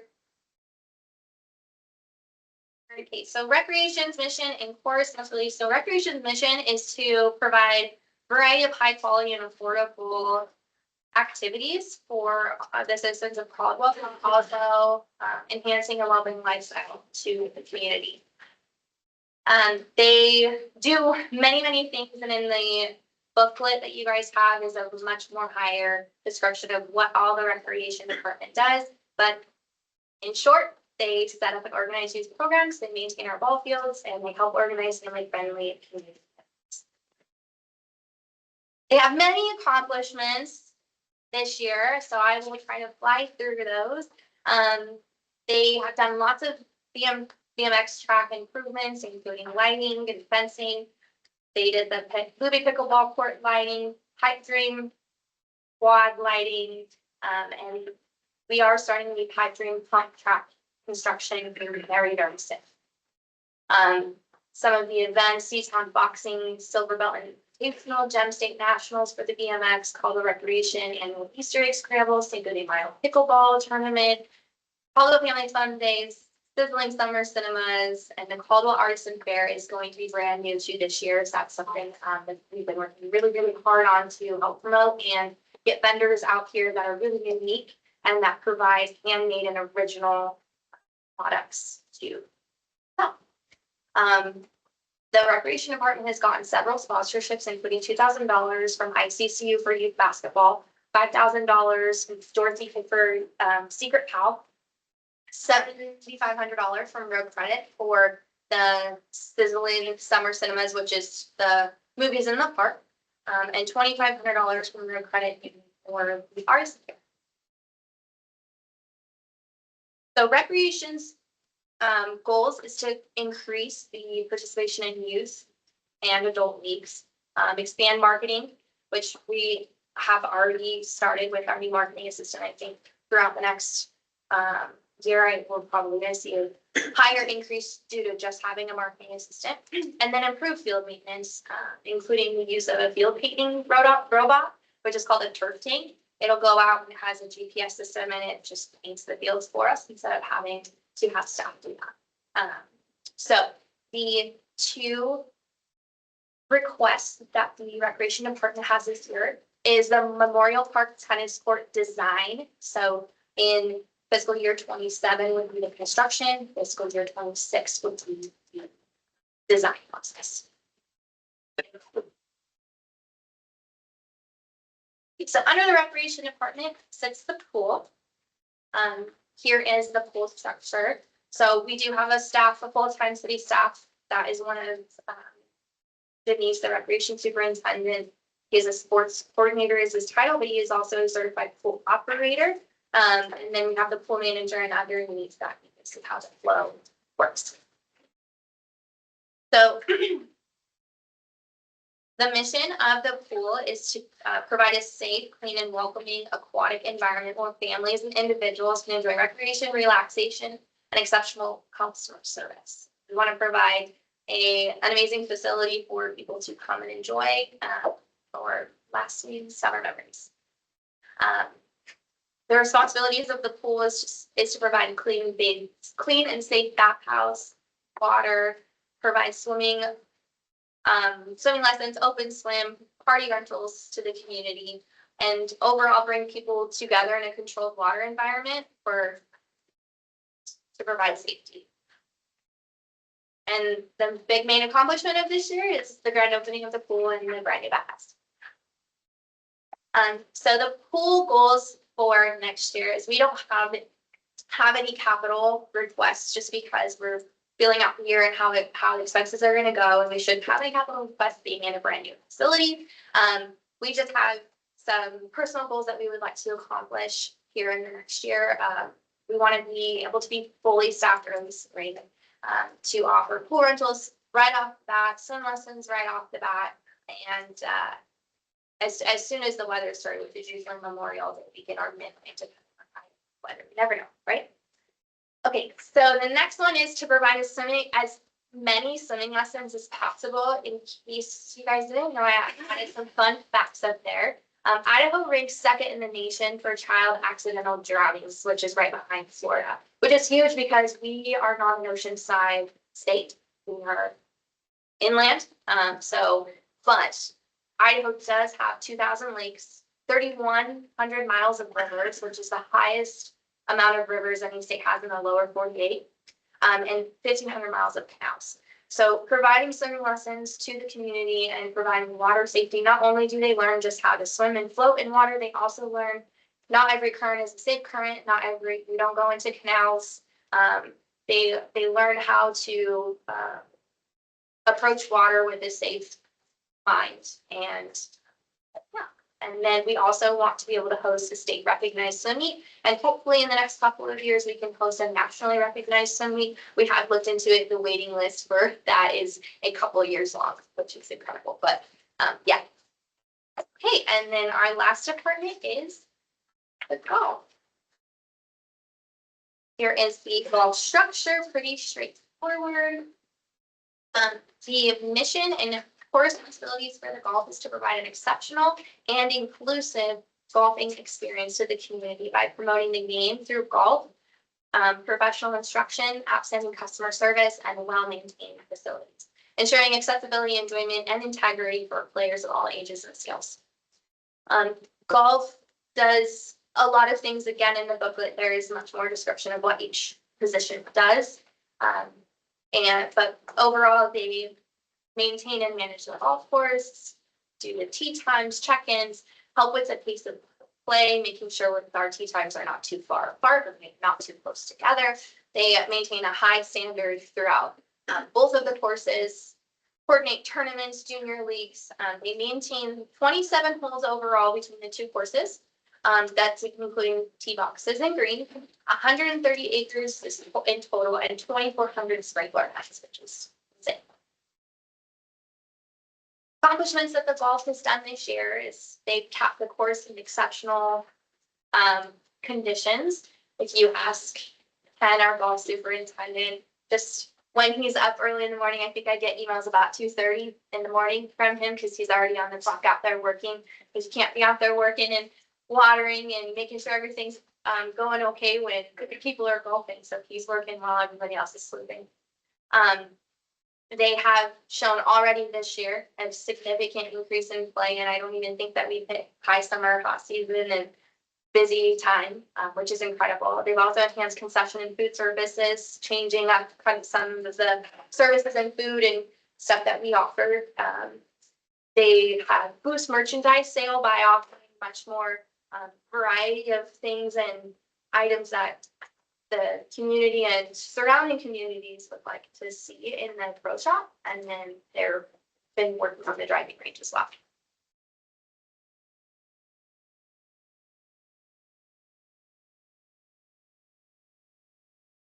Okay, so the golf has 2 requests this year. The first one is a sweeper. The sweeper helps clear out the fairways and rough of pine cones and debris. They do have a sweeper currently, but it is on its last leg and about to keel over if it already hasn't. So they do need a new one to make sure that we maintain our facilities as high quality as they have been. And then the second request is another personnel. So right now, under Roy, our golf pro, there is one golf pro assistant that helps him at the full stage. And we would like to have an assistant golf professional at Fairview. So right now we do not have a full-time city employee that's down there managing the pro shop. And we do think that is important since it is a facility, city facility, and it does handle money. I think we should have a full-time person down there to help with that course. Hey, excellent. So I think we're gonna switch up. Let's start down there. Go this way. These last couple. I think, thank you very much for your work on the park side, and specifically impressed with the effort to try to get a forester. Not that it'll play out that way, but just I think our urban canopy is really important. And you can make green city That's really important. And a lot of people don't realize we live in the desert. We like to plant trees in the desert and it takes a lot of care. So I appreciate that. Some of the questions that I have with regards to a process that will play out coming down the road, and that is the fee schedule. And so do you anticipate any increase in fees over the year, or this next year? And specifically, the difference in fees between Fairview and Purple Sage? So can you chat about that a little bit? Yeah. Right, do you want to touch on the goal? Fees? The fees.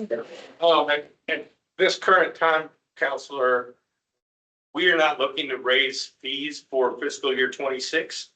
We feel like the increases that we did over the last 2 years has brought us up to a financial area where we can support ourselves more efficiently and are doing that as we're seeing going forward. We know we will have more additional expenses with sprinkler heads that are going bad, sprinkler lines that are aging out. But at this time, we don't see any reason at this time to increase rates as we have increased our income substantially with just the rates of changes that we have and the amount of play that we're getting.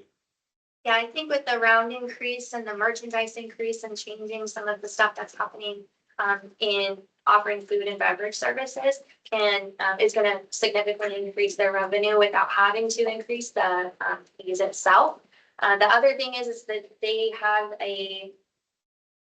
it's an open area, you could call a large party room underneath the pro shop at Purple Sage. Is it $300? $300 for a day, limited time. and that's new. This year under the. And also the pavilion that's behind number 18 Green. We have significant usage of that going on now with rentals for birthday parties, graduation, retirement parties, and we're charging $200 for that. So that's adding to our income as well. And those two rentals are new, so adding those additional to have more revenue in more creative ways without having to increase the fees of the user is Roy's goal. The other question I have, and I'm sorry I ambushed you with it, Okay, but that's why I have my staff over here. so pool, a remarkable opening, it's a remarkable pool. And for those of you in the community who think we just did a little bit of repairs and it cost, $9.5 million. This was a complete new pool, complete new plumbing, complete new infrastructure. It was not just a simple repair job. So the long way to get to the point, when is the pool going to be fully staffed, or how are we doing on the staff in the pool? Yeah. So I believe this weekend they'll be done with their certifications. Most of them will be complete with their certifications.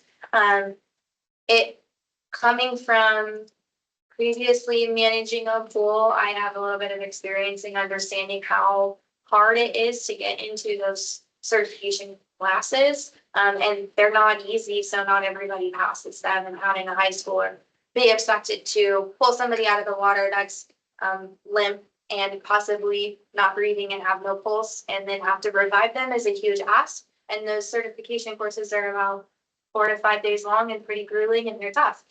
So hopefully we have some more answers by the end of this weekend to be able to be fully staffed. So with regards to what you're bringing forward in the budget from this year, from last year to this year, do you have a 5% increase in your budget, a 6%, or what's your total increase in your budget? I'm gonna lean on Raylan since we just made some adjustments right before it. There's actually a very minimal increase, and the reason why I don't think, there's been staffing changes such as the urban forester, but we use a current position, so we reclassed it instead of asking for a full new position to help balance the budget. And so, because with that position, it would have put parks significantly over and using fund balance for an ongoing position. And so we were looking at other opportunities. And so parks did only have a minimal increase of from 3.778 to 3,782, so very small. And part of the reason why, and I know we haven't discussed it, is sales tax.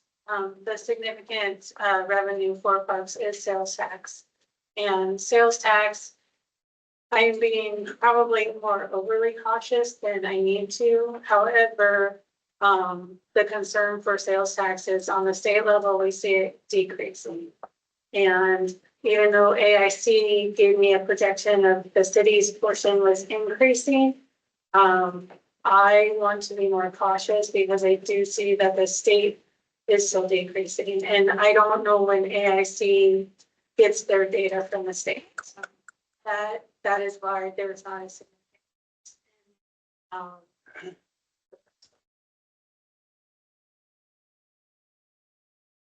So Tiffany, do we have enough park space? Do we need to increase? Do we have the right number?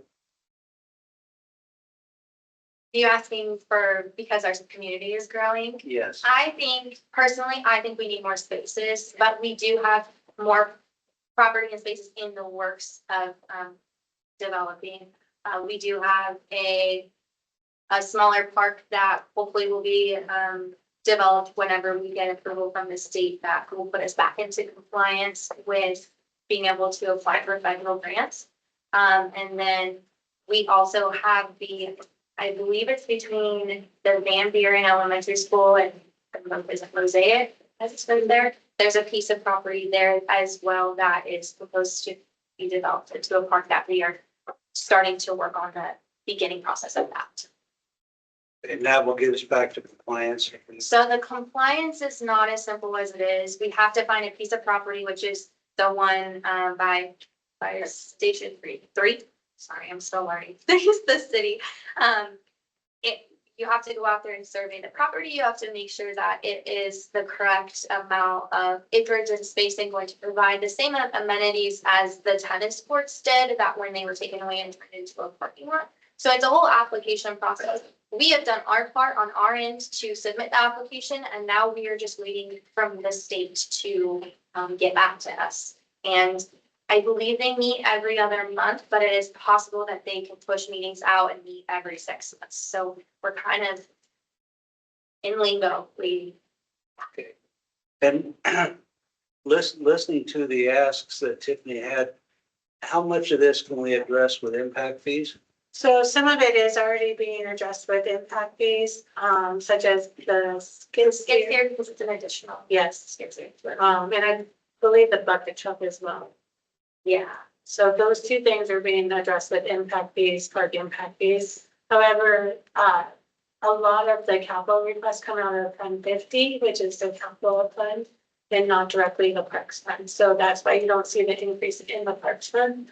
You'll see those requests in the capital fund. But we can use impact fees to help offset that even though it's funded. Some of it, yes. And then I don't remember, we had a city forester for many years. When did we lose that position? It's about 13 years ago. Has it been that long? It was during the downturn and after 2008. And when the forester left his position, they just didn't fill it. And so that's Yeah. been sitting out there for that long. Vincent filled it for many years. Remember Vincent, that was up the parks for everything. All right, that's all I have. Thank you. I forgot. I had one question. I forgot to ask. And it goes back to what Councilor Oliver had. I was chatting with somebody the other day and they said our soccer fields at Brothers Park are just not replenished. Talked about it a little bit. Are we in need of new acreage just for replenishing of worn out soccer fields? And that'll be my last question. I don't think so. I think now I wasn't here when Brothers and Sisters Park came in, but it was kind of my understanding that there was a large push to get it green and to get it usable. And I'm not a turf expert like Daniel is, but I understand that if you try to push to get water as green as possible, sometimes it gets a little bumpy and we're not able to keep that turf as smooth as we would like it. So I think if we could rehab Brothers and Sisters, might not have to add more land to help with the replenishment of it, but we might have to add more land because of the growth of the community. So. All right, so before Brad can ask, what are the fund properties for Parks and Rec and golf and So for recreation, so between Parks and Rec, the property tax is just under $1 million, about 900,000. But the total revenue that Parks gets is about 3.6 million, 3.7 million. So you can see it's a very small amount. For property taxes or for sales tax, excuse me, that is about 1.8 million. And then the rest is from fees. So, and then we talk about the pool and how it is a contribution to the community and it'll never pay for itself in a real sense. Is golf in the black? Are golf fees covering our golf courses, or are we having to subsidize golf still? yes, so the projected revenues for the entire fiscal year, plus the request, the golf fees are covering that entire request, including the capital. The problem that happens is that during the slower times, that there's not enough fund balance or cash on hand to cover payroll and so sometimes the city does have to cover that during like December and January when it's slower because there's just not a significant fund balance to cover because there's not that cash flow. So But by the end of the year, they're in the black. they're in the black. And I think that's what I want to be clear on. Because as was said, you think that the fee increases are adequate. And I would agree as long as they're covering the cost of operating the golf course and equipment and everything else. That would be my concern. This is the second year that I would say the golf is in the black and that the big thing, and I think the goal is to get golf into a significant fund balance enough to be able to cover their capital, but also to maintain long-term infrastructure that they have out there, such as the irrigation pumps and those are significant costs. The city was bearing some of those costs with the capital for quite a bit, and then we would just do the capital fund. And so now that's on golf that we're switching that. So that is something, even though we're not raising fees this year, the discussion is going to be, we still need to make sure that we're maintaining that fund balance. So if the changes that Gloria is making are helping to still maintain that fund balance, then we're in the right direction. But if we're not seeing that still cover capital and that fund balance still increase to create a reserve, then fees will still have to be adjusted. Did you want to add something? So Councilman, my assistant and I are already planning and working on things to add revenue in the winter time with possibly putting in a simulator. We figured out about what we can do on it. We have the space that's available inside that we can block off and turn into a simulator area, which will add additional golfing opportunities throughout the winter time when there's snow, frost, and we can't open the golf course. This will generate funds through rental, through more concession sales, so that my staff will not impact our total income or total outflow of income for the year. So we're working on a plan for that as we move through the summer to continue to generate additional funds so that we're not a burden on the city. Thank you. I appreciate that foresight and planning. That's good. I would just say, until we are able to cover everything, we probably shouldn't rule out fee increases. It hasn't been discussed yet, obviously, and that comes later on, but I'd be careful to say we're not increasing fees. Yes, sir. Until we know for certain that all of those costs are covered. But thank you for doing that work. That's forward thinking. Thank you. Mr. Shelly? Yeah, regarding golf, and forgive me for reminiscing, but I can remember when we were in the hole about $4 million about every year. I was on the board that time and I told them that if we can't get this correct in 4 or 5 years, maybe we need to think about selling our golf courses. And everybody looked at me, it looks good, feel like you did, but I think we've come a long way and I appreciate everything, especially Mr. Patterson and the whole crew has done for the golf deal, because you guys have come a long way. Regarding the pool, you know, the overrun still sticks in my craw a little bit sideways. That's a lot of money for being over budget, but, again, hopefully with, good management, we can bring that back into where it's reasonable again for the taxpayers. Appreciate that. Thanks. Councilor Brody? Yeah. Couple things. These are easy ones, though. Almost everything's been covered. I just want to make sure, if you asked for anything in your presentation that has not been covered in the budget? Was that just the library right off the bat? Everybody else is covered? I will say, like, even with Tiffany, we had discussions because the budget was $350,000 over the projected revenue. And so that's why we were looking at options, trying to see if what we could do with the urban forester. There were still budget cuts happening in ground and labor services. So there was still some budget cuts that did happen within the budget. We didn't cut capital because capital was out of a different place. But everything she's asked for today is, you've got it covered in the budget, so we would need to think about where additional monies would come from for any type of like capital purchases, right? And then I know the mayor's well aware of this sometimes, but do we have a plan for trash? Like our large events, we seem to miss out on. You need to be picking up that trash, or you're going downtown after a large event early in the morning. There seems to be a lot of trash outside of areas, and who's responsible for which trash can. And I think we need to, I guess, what is your plan on Yes. making sure our city stays clean after especially large events? Yeah, what's the slogan? More people, more trash. And I've been working with Danae, and I believe she has that ambassador program that is helping kind of run their routes. So whenever they have an event, I kind of get her schedule of when they start, when they end, where the events are at, and then if the ambassadors are working that weekend, what is their route and when is their route?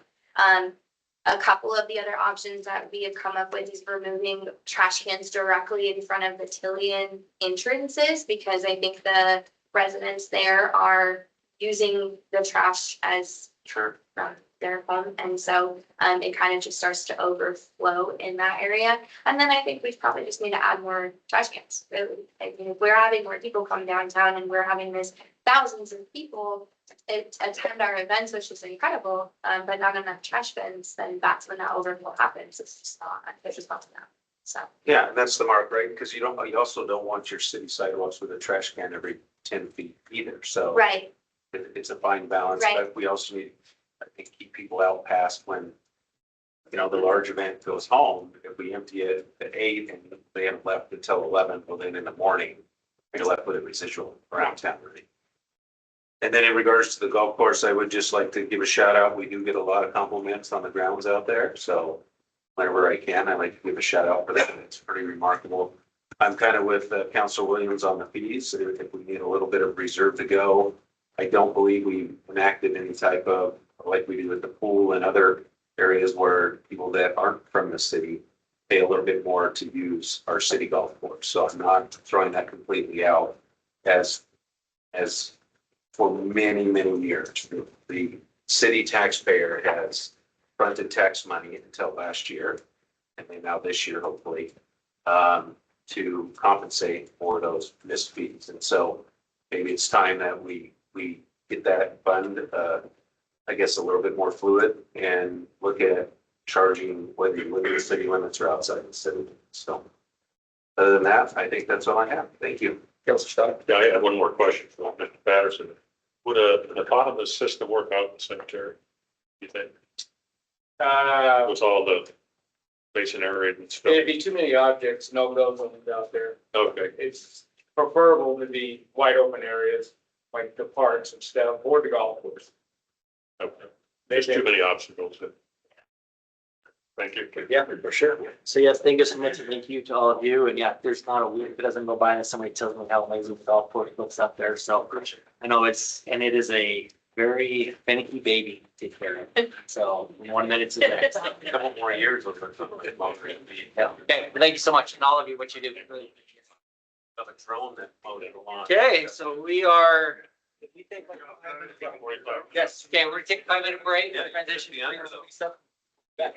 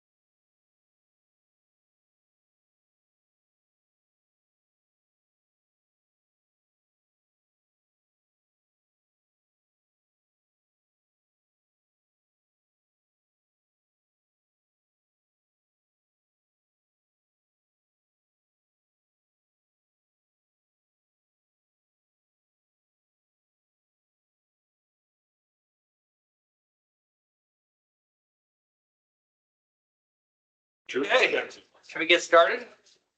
The sooner we start, the sooner we end. Yeah. Good point, good point. Very good. Okay, so our last one for today, so is our wonderful police department.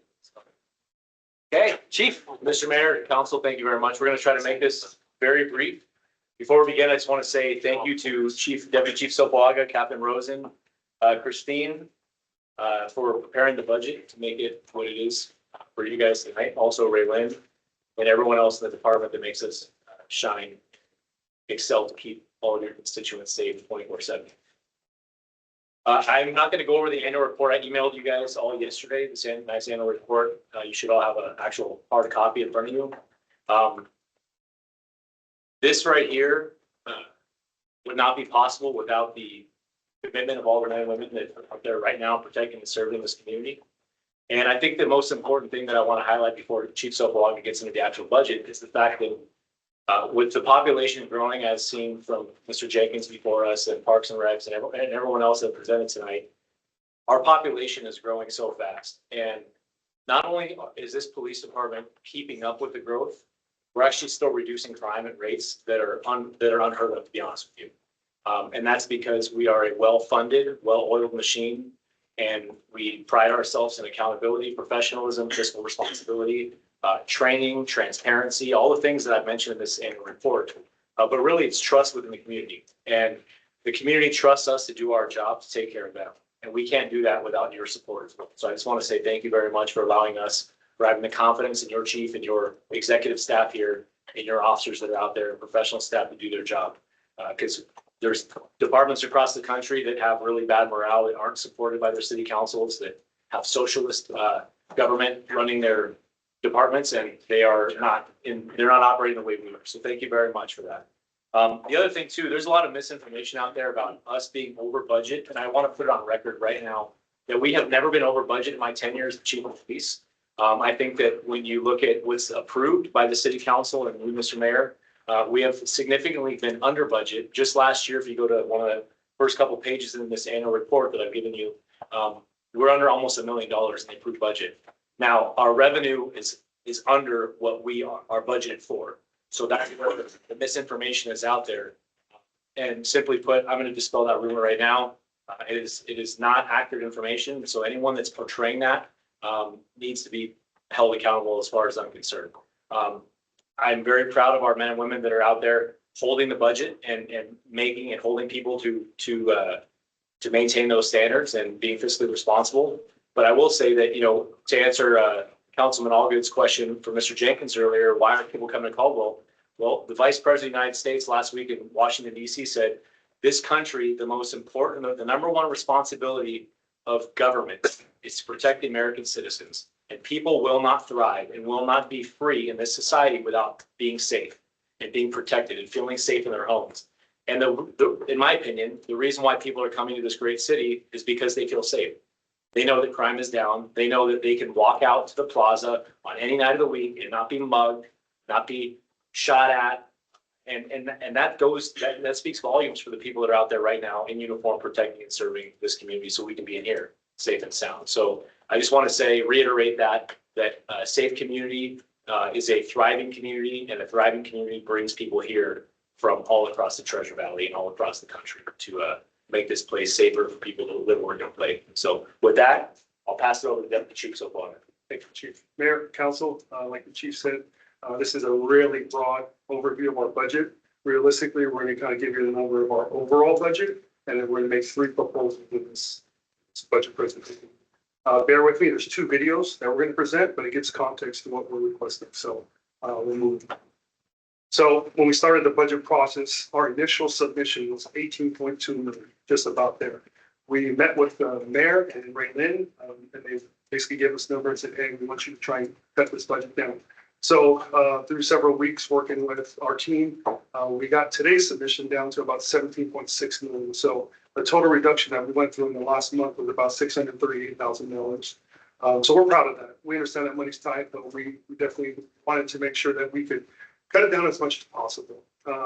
We also want to highlight the fact that, we have been requesting positions, but we are, in this budget, you're going to see a request for a lot of technology. It's a force multiplier. It doesn't replace personnel, but it maximizes what we do have in the force right now. So we'll move on. The two proposed positions that we did request, after meeting with the mayor, Raylan, 2 times, was the 2 SRO positions. That's been a work in progress, but thanks to the chief, working with Superintendent Dr. French, as well as Oscar, our legal back here, we were able to come up with a contract that we provided to them just last week. So they plan on taking that contract to their board on, I believe, June 9th, and hopefully get something going. But the cost for 2 SROs to the Caldwell School District is going to be about $227,000. Our number one proposal is coming from basically our personnel and our line staff. So we met with basically the governing board of the FOP, and this is what they expressed to us as far as what they want. I want to thank Michelle, the HR director, because she also met with the FOP and the governing body there, and she relayed the same information that this is something that they want.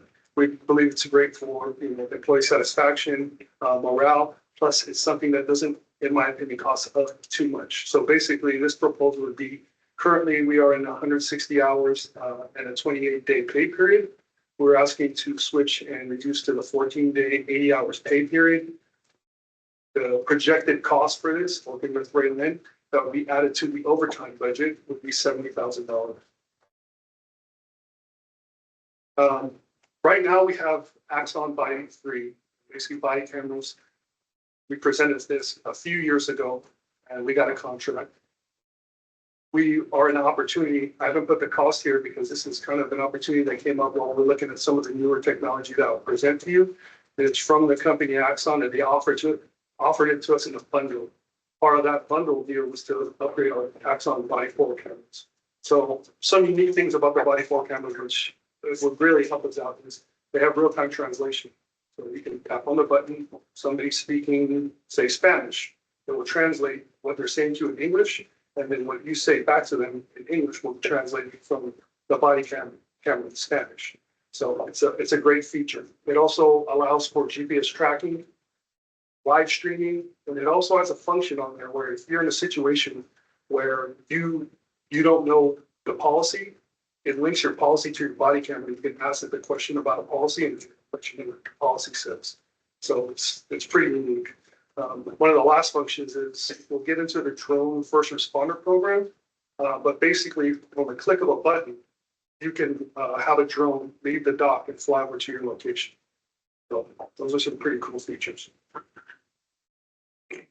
The Taser 10s, currently we run the Taser 7s, but the Taser 10s is a new technology. If you look at that picture, you can probably see it, but there's 10 little holes in there. So the Taser 10s have 10 probes. So it gives you 10 opportunities to, in our opinion, what we've been pushing a lot is de-escalate. And so if we don't have to shoot somebody with a gun, that is 100% good for all of us. And so as we try to increase our de-escalation capabilities, this is a tool that most agencies across the nation have been going to, and it has shown some reduction in uses of force related to gun violence. So it comes with 10 probes in there, so you can shoot 1, 2, 3, 4, 5, 6, as many as you want. And the thing about it only shoots one at a time. So with the current tasers, I think most of you out there have seen them, they shoot 2 probes at a time. And so a lot of times it's not good for accuracy because you got a point in the middle and then it'll shoot one high and one low. This way you can just point, shoot one, shoot the other one, shoot the other one. And then it's the current tasers we have, they're at 50,000 volts. This one is 1,000 volts and it still does the job. So it decreases that. This one is also twice, the range for this use is also twice as far. So it really gives our officers the opportunity to get some space, de-escalate, take time, and to make better decisions. So the Real-Time Intelligence Center. I know not everybody was able to come to see Nampa's Real-Time Crime Center, but I know the mayor was there and Councilor Register was there as well. And so basically a Real-Time Crime Center is a centralized hub. It's a room, it has TVs, it has analysts in there, and it collects technology, data, videos, and it gives officers real-time information who are working on the ground at the time. So what this has shown from a lot of people who are going to it is faster response times, smarter and safer decisions for our cops, and increased safety for all, not just our officers. I mean, we always think about officer safety. Right? The more information they know going to call, the better off they're going to be. But that's the same for whoever they're dealing with. I know there were some high-profile incidents that have happened in the state recently where something like a real-time crime center or a drone program could have helped them, give them a little bit more time and help them think through the process. So I think the video is next. It's about 4 minutes long, so bear with me. But for context, it gives you an idea of what a real-time intelligence center looks like and that's some of the things that they do. Hey, Eddie, do I gotta click this again?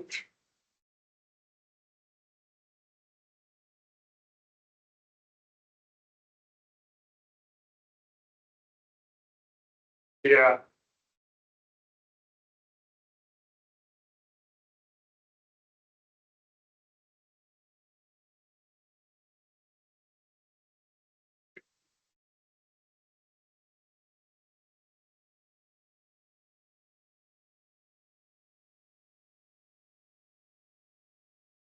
Real.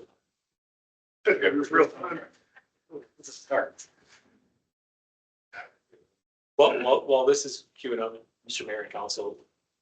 One of the most important things that we, as an executive team, have to take into consideration is risk management.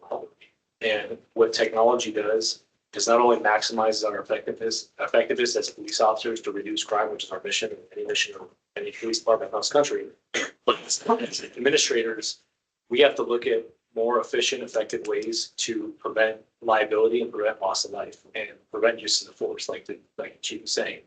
So there are current critical incidents in the state of Idaho, which are making national attention for deadly uses of force right now, that training and responses are being criticized and scrutinized by the Attorney General and by the DOJ. And so by implementing technology like this, or using a real-time crime center or a drone for first responder program, that the likelihood to mitigate an unnecessary use of deadly force is heightened, and there's no cost of life, right? It's a priceless thing. So the proposal that we're trying to propose to you tonight is to, again, be a force multiplier, maximize our effectiveness of using technology, because we aren't asking for more personnel aside from the SROs to meet that contractual need. But to have more eyes on the ground without having police officers on every corner. Chief, I have one question you might be able to answer. Yes, sir. If that's a question about this, but we'll wait. So is this real-time center, is it an information-driven process or supervision-driven process? Meaning, if the officer needs help, can he get the help he needs in supervision? It's a little bit of both. So you're going to see, there's two videos. The second video, you're going to see it all put together very, very well. And then we can go into the details. Thank you.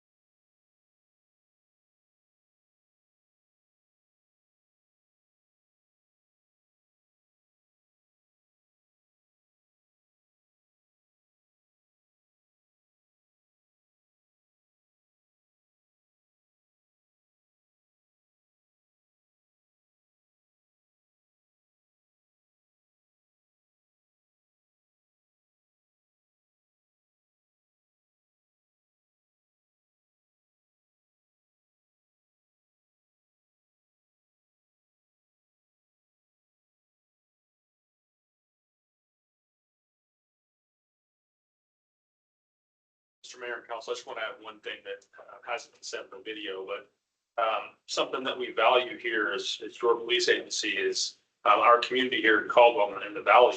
They prioritize privacy as well as safety. And we strongly believe through our research that the use of technology, the use of data actually will shrink our police footprint on the community. We'll be more intentional. We will get rid of those investigative stops where it's the wrong person. We'll increase our conviction rate through the use of tools, technology, and rely less on old fashioned techniques who are, frankly are outdated. The chief always says fishing with a hook versus a wide net. And I think that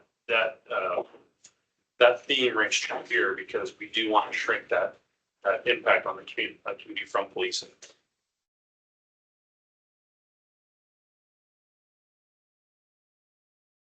You go to that next slide, please. Thank you. So as part of building a real-time crime center, you do need a software tool. So if you were looking at the mapping system in that video where it showed the icons of where the officers were, where the calls for service were at, where the drone is at, that is a software that we got to invest in. It's called Axon Fusus. So Axon is the company that makes it. Fusus is basically the brain of the real-time crime center. It basically integrates all the information and organizes it for you. One of the cool things, like they were saying, is if businesses wanted to, and this is something we probably campaign for, they could give us access to their cameras, school districts, and give us permission to use those cameras if there was an active shooter or just in general. So for the city, I know we don't have that many cameras yet, but we can ingest up to 150 cameras with the current contract that I've kind of been working with. You can have as many cameras as you want. It's awesome. So this is Axon Fusus. And then one of the other applications we've been looking at is something that's kind of been growing in popularity throughout the nation with police forces. I know Councilor Stoddard, he attended the Skydio drone demo. And basically, drone first responder is what you see there. You got docks and you got drones on you. And if a call comes out, you can hit a button for the drone autopilots to that location. You can also hit the body cam if you have the body cam forward and send a drone to your location. It has two-way communication. So if you do get to a location, you can communicate with them, they can communicate with you. But one of the interesting things, if we're talking about cost savings and we're talking about staffing that to the level that we want it to be, is we did, our data analysts did analysis on our calls for service last year. And I said, hey, look at how many calls to service you think would be clear, which is sending the drone up there. And so they looked at it and they said about 10% of all of our calls last year could have been cleared by just sending the drone up there. So that is something we're also looking at as far as maximizing the potential of some of this technology for the staff that we currently have right now. And just real quick, I mean, this is a prime example in a city in the state of Idaho that is under scrutiny right now for a deadly use of force, where if we had a DFR program or they had a DFR program, the likelihood of that incident developing the way it did so quickly probably would have been mitigated big time with the use of a drone as a first responder. So that's what we're talking about. You know, we already have enough scrutiny in the city of Caldwell. We don't need to add to it by using force or having some sort of really tragic event happening. And so the contract that we've been kind of talking about with Axon offers 3 drones and 3 drone docks like you see there. And so in the next video, we'll kind of show all of the things we've been talking about and a little bit more. They have a lot of things they have. They call it their Axon ecosystem. But in there, just keep an eye. You'll see it in the icon in the print. So we'll talk about Axon Fusus. They'll talk about the drone, which is Skydio, the Bodycam 4, and then they'll also talk about the Taser 10, which is what we've proposed here today. And so that's one of the reasons why we really like Axon, because they create a whole entire ecosystem that works with each other and the evidence management system.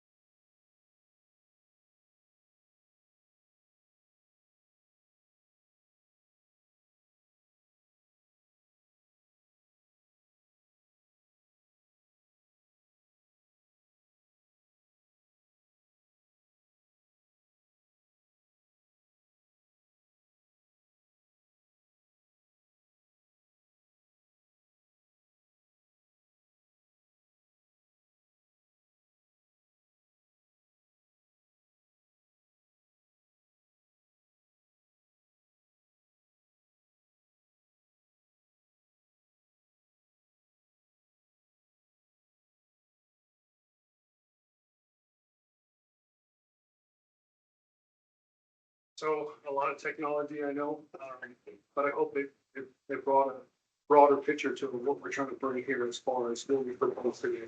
And how that is going to increase safety for our officers, but as well as our public. I think it is something that we definitely want to invest in. And I've been working with Brandon to make sure we have some funding for it, so. Can you lead? Okay, so we'll go to cost. So Axon offers this as a bundle because all these are Axon products. So the total cost over 5 years to pay all of this off is 2.4 million. So the cost for FY 26 would be 438,000, and we are proposing that come out of capital.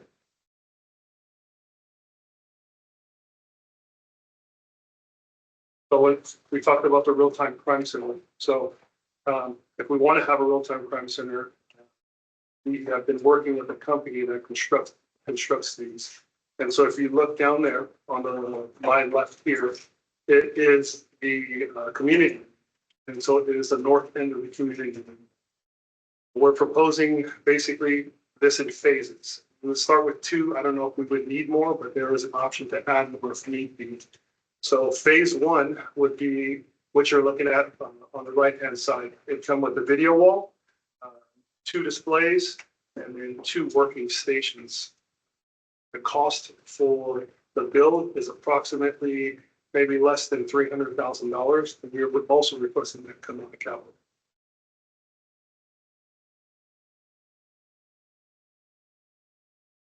Before I go to the last slide, or we're here, there's one thing that I forgot to mention for the budget. Berlin entered it this morning. We got it about 2 days ago. Not the best news, but we need to make it happen. So we are upgrading to Microsoft 11, and we have 68 computers and laptops for this new fiscal year. So we put that in the budget under capital, and that's $165,000. The city's upgrading. Yeah. It's tied into security through Microsoft. They'll be removing a security feature from the outdated version of the software that they need for secret stuff. I think it's some of the other departments touched on it. They don't need as many as we do because we have the laptops that all the officers carry in the car. But came at a bad time for me, but it is what it is.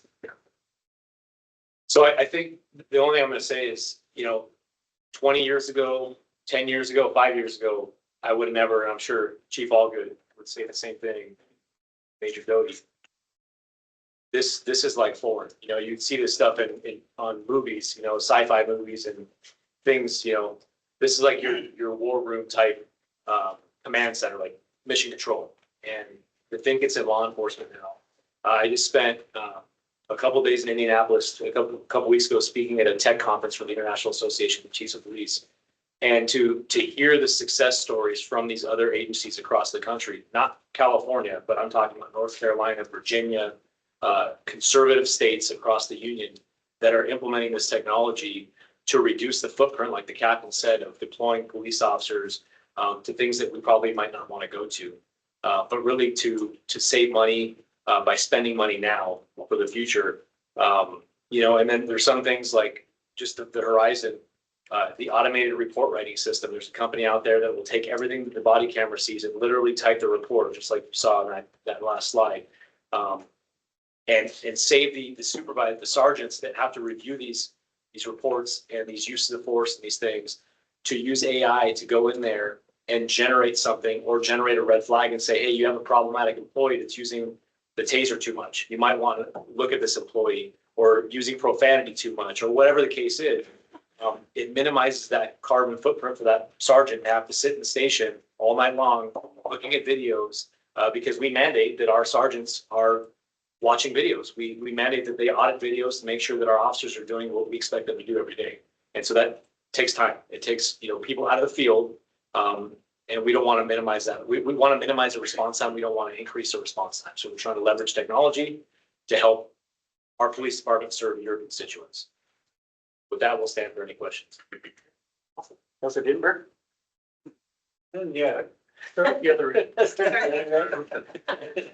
Musical chairs. You want me to start? Yes, go ahead. So of course, this is great. I wish they'd had some of this stuff. I don't know how they fly at like 100 miles though, so I didn't have to go clear that car that wasn't there anymore. But obviously ongoing expenses. So this is great technology. It probably is the way that we absolutely need to be going. You saw some of these demonstrations. This has already progressed since just 2 years ago that I retired. They put on a great presentation at a few of the conferences I went to. But we just need to make sure that we stay on top of ongoing expenses because software, computers that need to be replaced here and there, that's huge, right? Anytime we do ongoing expenses. Did you ask for anything in your presentation that is not covered in the budget currently? No. Must have just been the library right off the bat, I guess. Don't need a new one for anything like that, right? Other than that, that's all I have. Thank you. Councilor Scott? Yeah, I want to congratulate you folks on negotiating that difficult contract with the Caldwell School District. That was a tough nut to crack, and I know we've got a lot of bad publicity from a couple of the board members and even some from the public too, which wasn't fair as far as I'm concerned. And as far as, our train is concerned, I talked to Chief Hinkman about this a couple of days after the Pocatello incident. I told him, I know this isn't gonna happen in Caldwell, but my goodness, what a black eye they've got because of lack of training for all those officers. So, this type of stuff is gonna help us with that too, relative to our relationship with the public. There's no doubt in my mind. So that's all. Thank you, sir. Thank you, Mr. Mayor. First, I'd like to ask Chief Allgood if he'd like to go back, because this is kind of exciting. This is way cool. If you can work in the center, because that's what I was thinking. I do have a couple of questions and maybe a comment. And I see Lieutenant Krupper here. What is the possibility that some of this technology will save time in investigations? I know we're finding stolen cars quicker and we're solving crimes with patrol more rapidly. Is this something that will potentially mitigate human resources in investigations? I believe so. We are really, the whole department is a team and we all work on the same things, just at different paces and levels. So every crime that's being investigated can be helped by this technology. The report writing from interviews, all of the levels of technology that you saw there have an application. I can unpack that a little bit more. I think 2 days after our first license plate reader camera was installed in the city of Caldwell, they had a takeover style robbery at a local store the day before New Year's Eve. And we were scratching our heads because we didn't know who did it. Looked at video, can't miss the whole story. Well, our investigators went back to our recently installed flock camera and they manually searched all the vehicles that got off 84 at 10th Avenue coming towards downtown. And they found a vehicle that had a Utah license plate. That vehicle matched the description of the vehicle at the robbery scene. Had we not have that piece of technology there, that case would be unsolved right now, open. We would never have solve that case, without doubt. That's thousands of man hours in contacts from people on the street, detective hours, interviews, canvassing, etc. Thousands of hours saved by just one piece of technology. So if I could, Captain, what you're saying then is, although this is a big price tag out of capital, it would save us money in salaries in a real sense, because we're not paying the thousands of hours. Not only hours, but you're talking burnout, you're talking other resources in the city, storage devices for doing interviews that just go nowhere, and countless other loose ends tied up because of efficiency. And litigation, to be quite honest. I mean, like Councilor Sonic said, I mean, I won't say the city's name, but they're under severe scrutiny right now because of that tragic use of force, And by using technology to mitigate a use of force from occurring before it ever happens, that's priceless. I mean, the payout on that is going to be so hefty for the city of Pocatello, that I pray that never happens here in Caldwell. I mean, that's the police chief's worst nightmare. Not to mention the withdrawal from the community bank account of trust. What's that worth? I think overall, this will help reduce crime from occurring. They did a study, which I had with me, but basically they showed the impact on the taxpayers of the community through the criminal justice system, the medical, the police, fire, for how much it would cost for like one homicide. And I think it was about $500,000, the total impact to all these people that the taxpayers are paying money to support an incident. So for us, reducing crime and having this technology is something that's going to save us money in the long run. May I have one more? I hope this isn't a wrong question to ask. Will we be able to integrate with NAMPA's real-time center in any capacity so that there's that kind of overlap, or is that probably not? I'm not sure in a lot of cases, like they have our license plate reader cameras, we have theirs. But I don't know of us actually integrating with their real-time crime center. I mean, we could communicate with each other because with our real-time crime center, they're basically going to be their own dispatchers, right? They're going to have a radio and a call sign. When the call comes out, they'll just get on the radio and they can just start guiding as if they're another officer in the call. Thank you. Okay, I got a whole list. So I want to go back to the beginning of your presentation. And I realize all this technology is wonderful. I mean, this stuff just blows my mind. But I want to get you guys more bodies too. I just feel like you guys need more personnel. I feel like you need more personnel investigations. I mean, you guys are just working like crazy. So your proposal about switching from 160 hours to 80 hours, you know, can't remember how many years ago we started giving new hires year for year experience. You know, a guy comes in with 10 years experience, he starts as a 10-year officer. There was a big cost to that. And then the switching from 160 to 80, we can see that there's a cost to that. I mean, I understand where the officers are coming from. You know, you take a day off in the middle of your 28-day pay period and you just blew your overtime. I totally understand where they're coming from. I just don't want to get ourselves in a corner where we can't get you more bodies. Because I just feel like, you know, I think our economic development director said, you know, we're 77,000 people. We need to have you, we need to make it a priority to get you more people. I don't want to pass that up. I mean, this technology is amazing. Holy cow.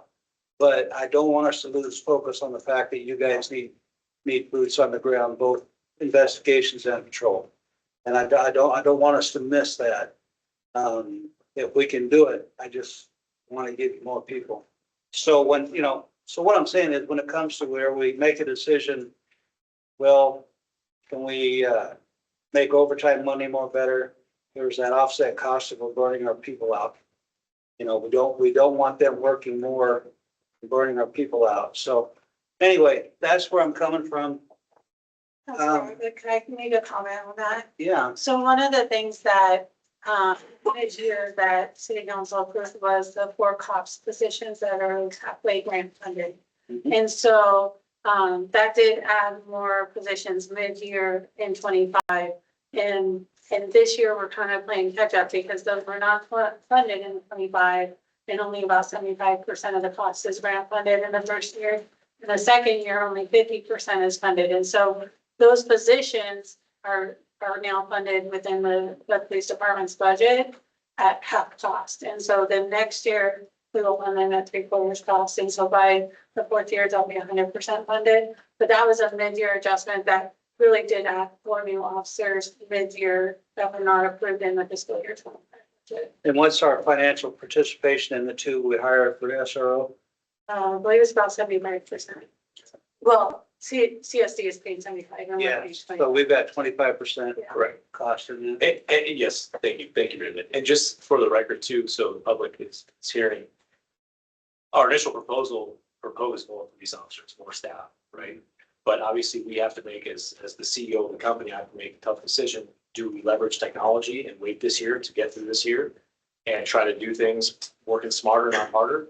Because really, it takes about 2 years to hire someone, to train someone, to get them off FTO out of the academy and get them out, as you know, on the street. So we're trying to do more with less right now. And also wellness is a huge component, right? Officer wellness, employee wellness. So we're trying to balance all these things into the equation while maintaining a historic unprecedented crime reduction rate in City of Colville. So we're doing the best we can right now, but I think in the next fiscal year, we will definitely ask for bodies. Simply put, because we are the fastest growing city in the state, as seen on every media outlet. And we have to keep up with that, just the ratio alone. But this technology will help the investigative and detective bureau working smarter. Yeah, and when we were looking at this, we were thinking the same thing. It's like, okay, do we want to try and go for positions or do we want to go for technology? The max position we were thinking of, because the budget was 2. So in our head, it was like, do we want 2 officers or do we want a real-time crime center? When we looked at it, I mean, real-time crime center is equal to like 20 officers. Yeah. And so, putting 2 together, we're like, all right, let's go with the real-time crime center, and then we can look for more officers in next year. But we were also thinking about FY25, we were approved for 3 positions, but then we added 4 more. So that's 7 that we got in this last year, which is a pretty good number for 1 year. Yeah. As far as the overtime goes, I didn't bring it up, but I discussed it with Raylan and the mayor regarding kind of some of the factors that we're looking at to reduce the overtime. One is we got to start charging people. There's been really large events such as the rodeo where we don't charge for our services, but we're going to do that this year. The fair, we are going to charge them. COI, we charge them. But there's been many opportunities where a lot of money is going out the door from the city. We're not getting reimbursed for some of these people. And so talking with Raylan and the mayor, this is something we're looking at. We also have a new system that helps us monitor the people and how they're working, because a lot of it is just more oversight from us. And I'm glad we have Christine, because she gives me an overtime report every week. And so for us, it's just monitoring it, making sure that, you know what, if you got 8 guys on your team and 6 is the minimum, if 3 people ask for it off, that's not going to happen because we're not calling overtime. So we're definitely aware of that. Okay. And so on this real-time crime center, where do you get the bodies to put in front of the cameras? So we have currently a crime analyst. And so we would put the crime analyst in there, and then we would pull, I've been talking to the captain about one of our detectives to help down there, or any, like, we have 2 or 3 light duty officers. And realistically, we would train a lot of them to go down there, because that's kind of what Napa does too. I think they have 2 or 3 light duty officers that are working in there, and 2 full-time people that are assigned. Is this a 24-hour a day? No. I wish it was, but That's the goal. That's the goal. Yeah. Additionally, Counselor, we can also use more non-sworn staff or professional staff, or sworn staff deployed in the field, and then use some of the ancillary assignment people into these positions where they don't have to be necessarily sworn to operate any of this equipment. Yeah, volunteers or reserves, we're looking at that as well. So DC, when I saw that taser thing, that really got me interested. In a standard taser, you got to get both prompt and be effective. Well, this taser is just one, so I assume it's new technology. Yeah, it's one, and then you can keep shooting. So can you shoot more than one person? That's where I'm going. Yes. Really? But it only, brothers. Yeah. It will only activate like the top 4 probes that are in. Well, still, that's like they shoot one guy 10 times. It's only going to activate. With a regular taser, you shoot once, you got to take the cover. Yeah. Wow. Okay. Well, that was just, I thought of that. That'd be all kinds of fun. Okay,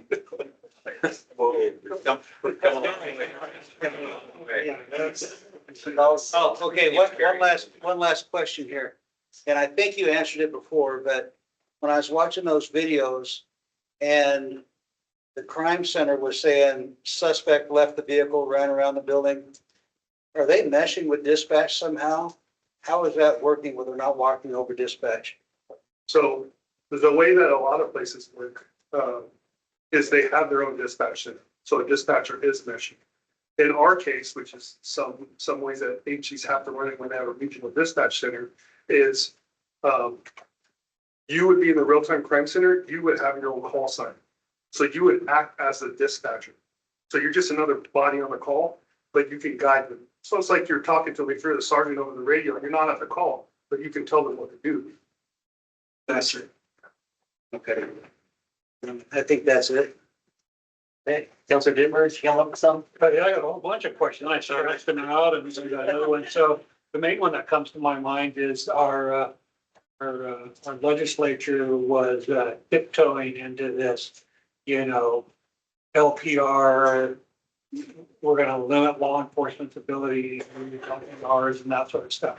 Are we concerned about buying a couple $1 million worth of technology and having the Idaho legislature for the thing? Mr. Mayor, Council Ditmer, everyone know best, as the current president of the Idaho Chiefs of Police Association, I have a very good relationship with the Speaker of the House, Mr. Mike Moyle, who is a steadfast advocate for against Big Brother oversight or overreach. And so with that being said, this past legislative session, they didn't fight us on the LPR stuff at all, but they did pass a law that makes it legal now, effective July 1st, to have no front plate on the car, which in essence limits our abilities to use LPR fully to its capacity. With that being said, offline conversations with several legislatures, including the Speaker of the House, they will not be fighting us next session at all. And I'm speaking on behalf of the Chiefs of Police Association, and that hat that I wear. And so we'll see. But if that comes to it, we will have all of our lobbyists ready to go to fight that endeavor and fight it all the way to the end. Just one thing to add on that real briefly. None of this technology is spyware. This isn't used to infringe on people's Fourth Amendment rights in their homes. We're not using this stuff to get into windows and search people's homes, or there's no fancy x-ray there. This is the same thing as having a police officer in a helicopter, or having a police officer on the street corner taking notes on cars that pass by. There's nothing else there's no sci-fi equipment here. All this is integration and a combination of things that are already out there, just blending them together to be more efficient. My next question is with regard to the LPRs and, kind of another conversation that we had here not too long ago about the reduction or the income that's being generated through reduced fines from law enforcement employees. And I think I'm perfectly satisfied with the fact that we're doing a better way of policing. But I'm also wondering whether or not this system can't help with red light runners and speeders. Can we use it to do selective traffic enforcement? Yes, sir, Mr. Mayor, Council Member, absolutely. The whole mindset or intent behind the system is to reduce the footprint, as the captain said, to make our officers more efficient and effective out there for the community. Because the number one thing affecting law enforcement right now in America is recruitment and retention and burnout. And so these companies are making a lot of money using technology that's been out there for a long time to try to help these organizations sustain the staffing levels that have never been this low since the 70s or 80s across the country. My former agency is down to 8,000 officers. They haven't seen that since before 1995. Yet the city has increased by millions. So, this isn't just us. It's not an Idaho thing. This is across the country.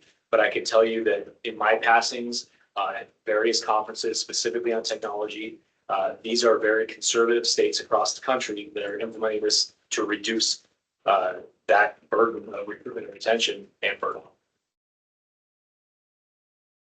So the last question is, and kind of goes back to the question Councilor Allgood had. I think you have in your office the sign or the quote that Teddy Roosevelt, the Rough Rider, that credit belongs to the man in the arena, the best settles. Are we going to get to a point where the technology only goes so far and we're going to be back to the man in the arena situation where we do need boots on the ground when the dust settles? So at what point does your technology take you so far where you say, okay, the drone's not making the arrest, the drone's not you know, helping a victim on the ground, where does the man in the arena come? Mr. Mayor, Council Dimber, that's a great question. This is never going to be a replacement for police officers on the ground. This is simply a tool to help us police your community, police our community much more effectively and efficiently. You know, technology, just like the radios, right? Back in the 70s and 80s and early 90s, police departments didn't have these. And when they first came out, officers were like, well, now that we're getting leash, you know, they're trying to make us accountable outside of our car. The same thing with wheel guns, right? And you saw in the North Hollywood shootout, you know, that's when rifles started being put in police cars. And so as society continues to evolve and societal norms change, law enforcement has to change. And I said it last budget presentation, I'll say it again for the record, people that are watching. The biggest threat to public safety in this country right now is not ISIS, it's not Al Qaeda, it's not BLM, it's not Antifa. It is organizations that are living in a world that no longer exists. And so to answer your question, we will always need police officers to effect an arrest, prevent escape of suspects, or have to use force to protect someone's life. And no technology will ever replace that. However, technology will help officers get there faster. It'll reduce the footprint of officers having to spend thousands of man hours on investigative effort. And it'll help liability, which is the number one focus of any city or body or county, to prevent that, you know, tax dollars from being frivolously spent on things that we could have avoided by using technology to help us. This is the right system, it's the right time. I mean, it's the right time for this. Yes, sir. Okay, is that all? Yeah, I think so. Okay, excellent. Very good. Well, thank you so much. Mr. Mayor. Oh, yes, Councilor Register, yes. So the volume on this was kind of going in and out. There wasn't any sound on the video that they played, but luckily I had gone to the tour, so I understood it pretty well. But because the sound was kind of going in and out, was I think I heard Councilor Dittenber ask it, but I did not hear the answer, that the biggest concern I hear about this and the cameras are, of course, privacy, Fourth Amendment rights, all that kind of stuff. Was that addressed to the public, that the officers still have to have probable cause and all that? They can't just go crazy with it? Mr. Mayor, Councilor Register. I think there's some confusing things here. We don't need probable cause to film people in public places. There's no expectation of privacy in the public. Anything that's in plain view or plain sight can be recorded, just like having a police officer on the corner, like the good captain said about recording people's license plates. This is about using technology to help officers not have to be on every single corner of the intersection 24 hours a day, so we can piecemeal these things together faster and more effectively. So of course. So I understand that, but the question is more regarding, like, let's say investigation of crime. They addressed this the other day on our tour, where they were talking about how they still have to go through the same steps to get whatever information it is that they're trying to get. They can't just start pulling stuff up. At least that's what Nampa said. Yeah, I wasn't there, so I can't speak exactly what was said or not said, but I can tell you that from our perspective, we police within the Constitution of the United States, within state law and department policy. And every department has different policies, but what I can tell you is that we obviously, to make an arrest, we need probable cause. To detain someone, we need reasonable suspicion. What these tools help us do is develop that reasonable suspicion to detain someone with the intention of hopefully developing probable cause to arrest someone or obtain a search warrant or some sort of affidavit to take someone into custody. Okay, and then the other question I had, the last time the schedule was changed, because I think I heard that too. Like I said, the audio is not very good, but there was some question about whether or not everybody was on board, which I know not everybody's going to be on board. But with this change, is there a way to get any feedback from the officers to see if that's like what everybody's looking for, or how does that work? Yeah, I think this isn't a schedule change per se, as far as them working different days or working different hours. It just changes how fast they can get to their overtime. So right now it takes them 160 hours before they can earn any overtime. Now it's going to only take them 80 hours to start earning any overtime. So I don't think any of them would have an objection to this. Okay, no, that's good. All I could hear was schedule and then the audio went out, so I just wanted to make sure. And just to be clear, Council Register, this is something that would normally fall under a collective bargaining type of environment. We obviously don't have that, and the FOP doesn't have that collective bargaining ability in the city of Caldwell, nor is it my intention to have them do that at this point. However, this is a good faith effort on the city's part, specifically with Michelle Winston and HR as the HR director, coming to the table with the FOP directors to try to come up with a way to increase obviously officer wellness, employee wellness, and give them an opportunity to get that overtime at a lower threshold to keep them here at work and not get burned out faster. Okay, great, thanks. Okay, so we did have a Q, I think most of the Q&A has probably been taken care of, but if there's any other discussion or questions from council, you're more than welcome to do so. And if not, I was going to turn it over to Raylene for next step and closing remarks. I do have a question. Yes, go ahead. So came in with this budget that fits what we believe the revenue will be. Where does animal control fall in there? Great question. So that is a good question. I spoke with, and we won't get into too much. I talked to Oscar, so you will probably go into executive session on Monday. Have a little more in-depth discussion with and where that's at and a lot of those details. So I did have a good discussion with the president of the board. So not the individual was here, he's the treasurer or something like that, but I did speak with the president. We had a discussion earlier this week. We'll go into, most likely go into executive session on Monday to kind of talk about. Thank you. Yep. Okay, wanna wrap this up? So timeline, just as a reminder, so we have 2 budget workshops next week, one on Wednesday and one on Thursday. I appreciate everybody being open to rescheduling last week's budget workshops to next week. And then the week after we have our last budget session. And so we're only having 4 budget workshops. And then from there, the adoption of the city budget as well as any fee increases will be on August 20th. We'll have a public hearing at that point in time. And so that will give the month of July to get the finals from the county. I do have the preliminaries, which I will go over next week.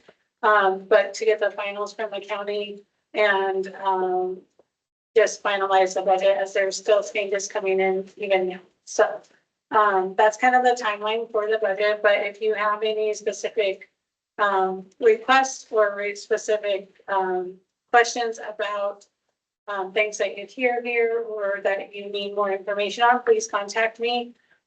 Be happy to schedule a meeting or meet with you anytime. So I also want to just address the public to allow them to say, like, you can always send an email if you have questions or input on the budget to budget@cityofcaldwell.org. But if you have any questions, feel free to also attend the workshops, and we appreciate any public input. So, yeah. Okay, very good. And that will wrap us up. So appreciate your review. I'm sorry, I still got more questions. So the police department had a huge capital hit, right, with their request here this week. So we're going to have a capital fund to cover that, you feel like, or? So part of the capital request is going to come from the $1 million that was for the CP cars. So as we institute the leasing concept, that entire amount is not going to be used for vehicles.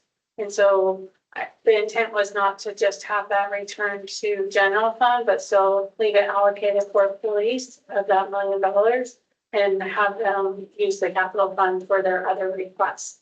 They also have an ongoing revenue source in there of the sanitation franchise fee that does help to build a little bit of balance in there. So the leasing thing is not approved by the board, the council yet, correct? That is correct. So I don't want to jump base our budget too close on that leasing thing. So we have more So discussion. the leasing concept will come to city council on the next city council meeting. And so if the city council chooses not to approve, then there will be changes in the budget. If they do approve, then there'll still be changes in the budget either way. So the budget is still ongoing. There's still a moving piece with it. So, Okay, I'm just wanting to keep everything in line. yes. Because I know, there's,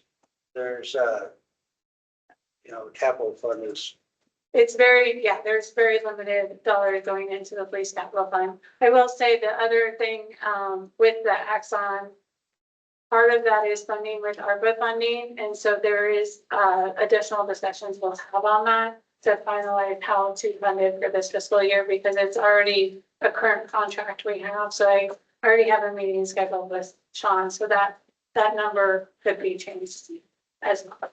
So, okay. Perfect, thank you so much. Okay, very good. Anything else?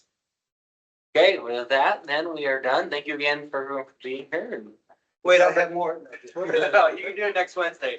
You got two opportunities next week, so, okay.